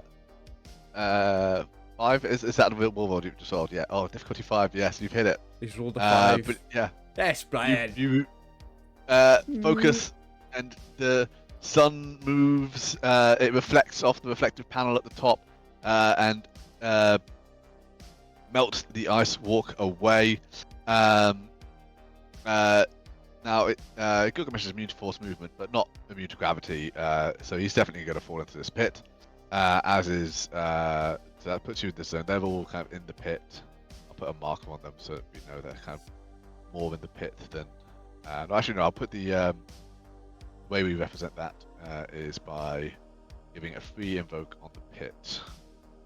And I'm going to destroy the ice walk. I'm going to place it with no walk. And I'm going to, because this is an epic move, I'm going to put a free invoke on that. Fab. All right. You have moved the sun. Santa, it's your turn. Now, hang on, let me read something on my sheet. I don't. Oh, You go WWE on him. I need a fate point to do the. Your teleport smash. Yeah, you can teleport up to 3 zones as an action. You can teleport other people and objects up to person size with a touch. Rolling fight against unwilling targets. I'm gonna.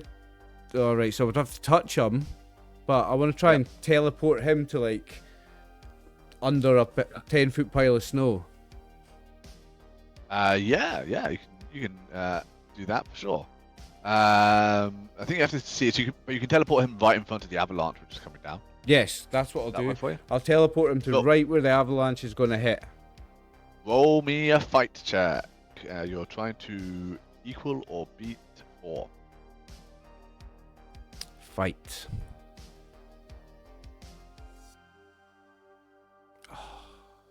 Two. So Invoke the pit. Invoke the pit.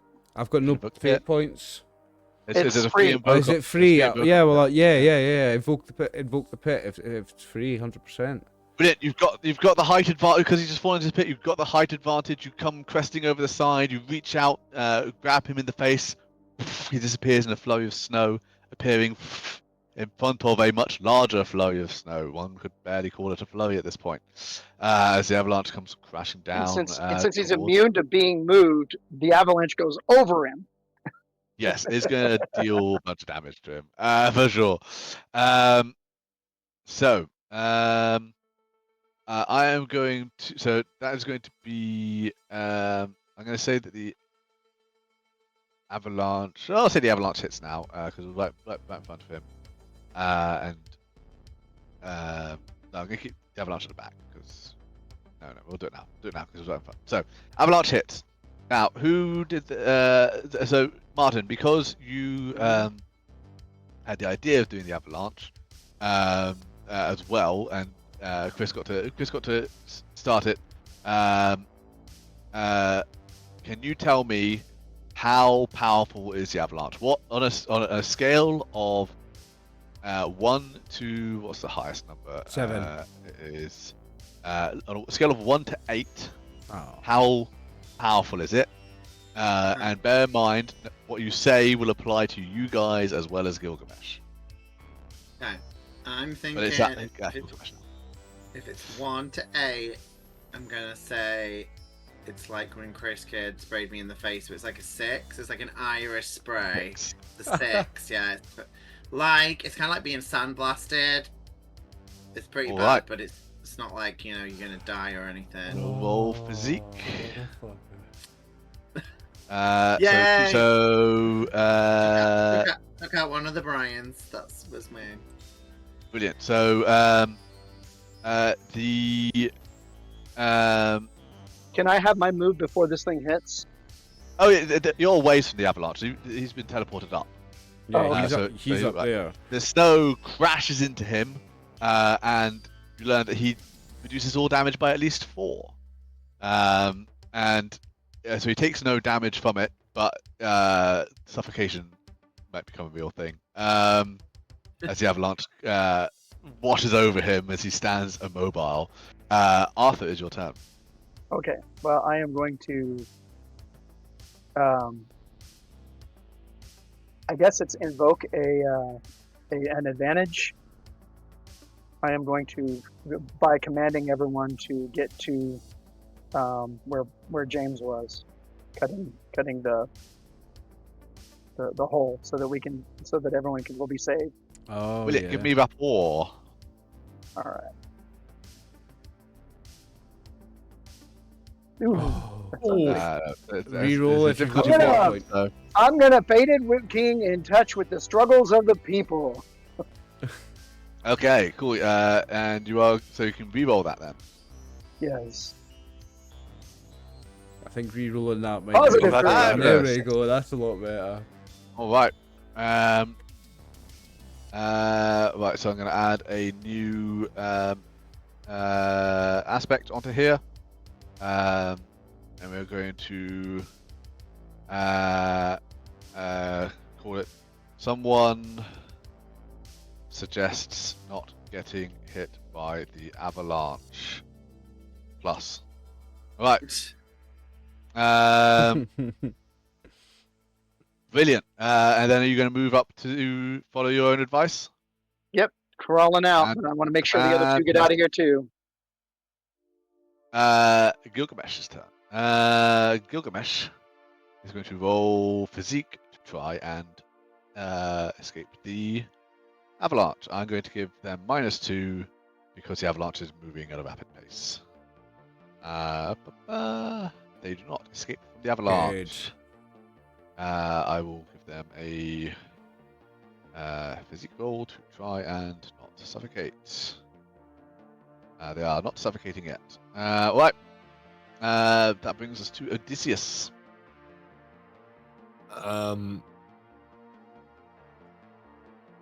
So I'm gonna know that James would have cut the door because I'm a master tactician, and James purposely help- did it. No, he did it so you couldn't see. He purposely did it. The other side. but I just got fucking told about the door, so shut your fucking mouth. So to help make passage to the door easier, I'm going to create a ladder using my bow so that Nice. there's a pathway that's nice and easy to walk along to climb up. Awesome. Roll shoot. Difficulty 2. That's a cool idea. A ladder with arrows. I like that. Yeah. You shoot a bunch of arrows, a bunch of handholds. I'm going to we'll add yet another ammo ladder. Brilliant with a plus. Fantastic. All right. Fabulous. And I'll then use the ladder. So yeah, you go up there. That's fine. That will come in a moment. All right. James Bond. So, when you said about the turrets, are they like turrets as in like electronic, with like guns and shit, or are they just like... machine gun turrets. Bam. Yeah. And so the snow's hit, but I can still see Gilgamesh, right? Or is he like buried? No, he's buried. now? Yeah, he's pretty buried. He's at risk of suffocating. He's Okay. Well, is there anyone? Well, I guess because I'm is there anyone inside when I get inside? Do I see anyone? no, it's an empty corridor currently. You can hear the sounds of partying further down. My idea was possibly to try and like use the turrets to focus on Gargamel. Gilgamesh, yeah. Gilgamesh and the rest of the Smurfs. I'm going to invoke Gargamel and the Smurfs in a minute to save us. Alright, give me a drive roll if you want to do that. Like if you want to shoot, like just pepper that area. Well, I don't know if they were like, I don't know what the year is. I don't know. I'm happy. So you said I need to roll. What did you say? Drive? Oh yeah, give us drive, operating kind of machinery and stuff like that. I got a 5. 5. Yeah, that's going to impose a penalty to him to escape. I'm going to just go ahead and roll one more escape attempt here. With the minus 2 to be applied here. And I That's changed. not. I changed the song to Goldfinger because someone ruined GoldenEye, so the new Nice. song. Yeah, so I started out like a really tough guy who was who hit hard and like required you to like work together, teamwork, like build up loads of aspects to invoke, and then like hit them hard and teamwork them together. And he's just been fucking smothered by an avalanche, which is completely like bypass his power set, and he cannot escape very well because Gilgamesh is bested. I just want everyone to roll physique, and you can use some of these invocations if you wish against difficulty 6 to make sure that the avalanche doesn't best you as well, and we'll see who survives. Do I have to roll that because I'm inside the Yes, plane? you do. Yes, you do. Oh, boo. Physique, what was I've that, rolled up athletics? 1. Physique. Physique. I've got nothing in physique, or is that a top one? You have nothing in physique. Yeah, I So- don't have anything in physique either. But Neither do I. But we can the arrow ladder and the improvised order are free invoke, so I can invoke both of them Yep. and make my 1 into a 5. Yes, you can. I got a -2, but can I use my fate points? To And someone make not that? getting hit by the avalanche is a free invoke as well. I can use all 3 and make my 1 into a 7. Yeah, if you want to be Yeah. a survivor, yeah. Yeah, I'm gonna survive doing that.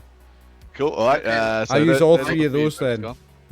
Well, I've got 3 points left, so that would change mine to a 1. So I don't know if that'll make me survive or not.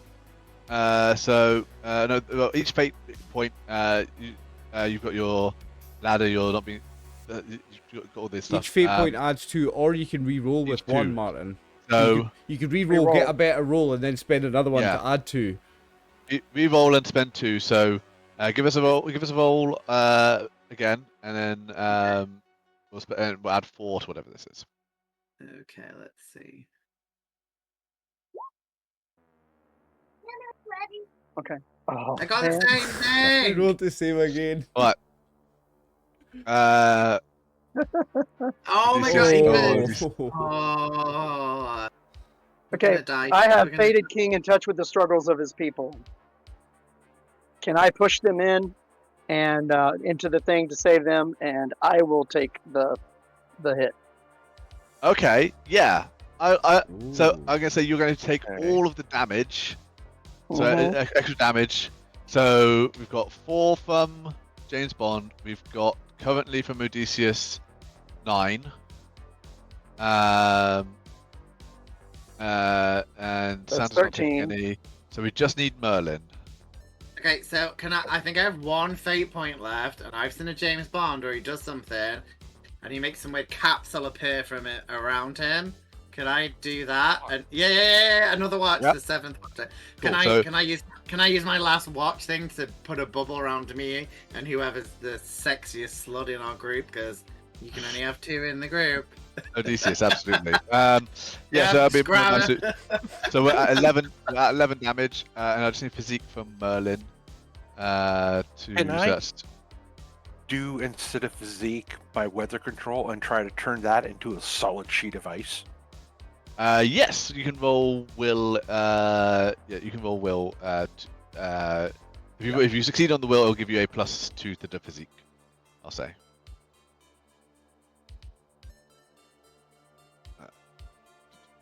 Oh, So 1. just One is just good enough for this because there's already a lot. You're not changing the weather much, so it's really quite easy to do that. So you've got +2. So roll physique with +2. You're surviving either way. It's just how much damage is Arthur taking. Would think ice would be worse. Oh, So 5. So 6. Arthur, and you're taking 16 total as you Okay. rush everyone Ooh. in. I think So- you might need to take that, but let's see. Let's see. It's at least a modifier of 2. I rolled it and put that in there. That's 3. Is there any freeze Uh, left? There is, if you can The figure no out walk? the no walk.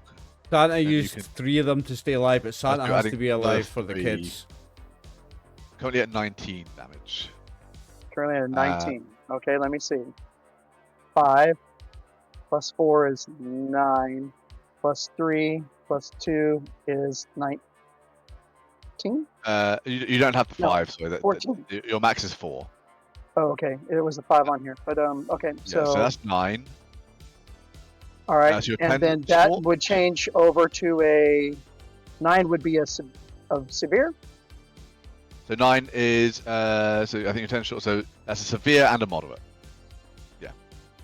Okay. So severe. Buried in snow. Yeah, I so just severe. wrote It'd that be, for yeah, now. it'd be like yeah. Severe is like fractured rib cage, moderate concussion. Are your two consequences, but Fracture you've ribs. just tanked And body. 19 damage as this thank you, dude. Comes crashing down, and yeah, Gilgamesh suffocates. You guys rush into the vault and manage to alert the other agents as to what's happening before the prison is unlocked. The plan being to kill all the agents here and before unleashing the monster army. And you have saved the world. Congratulations.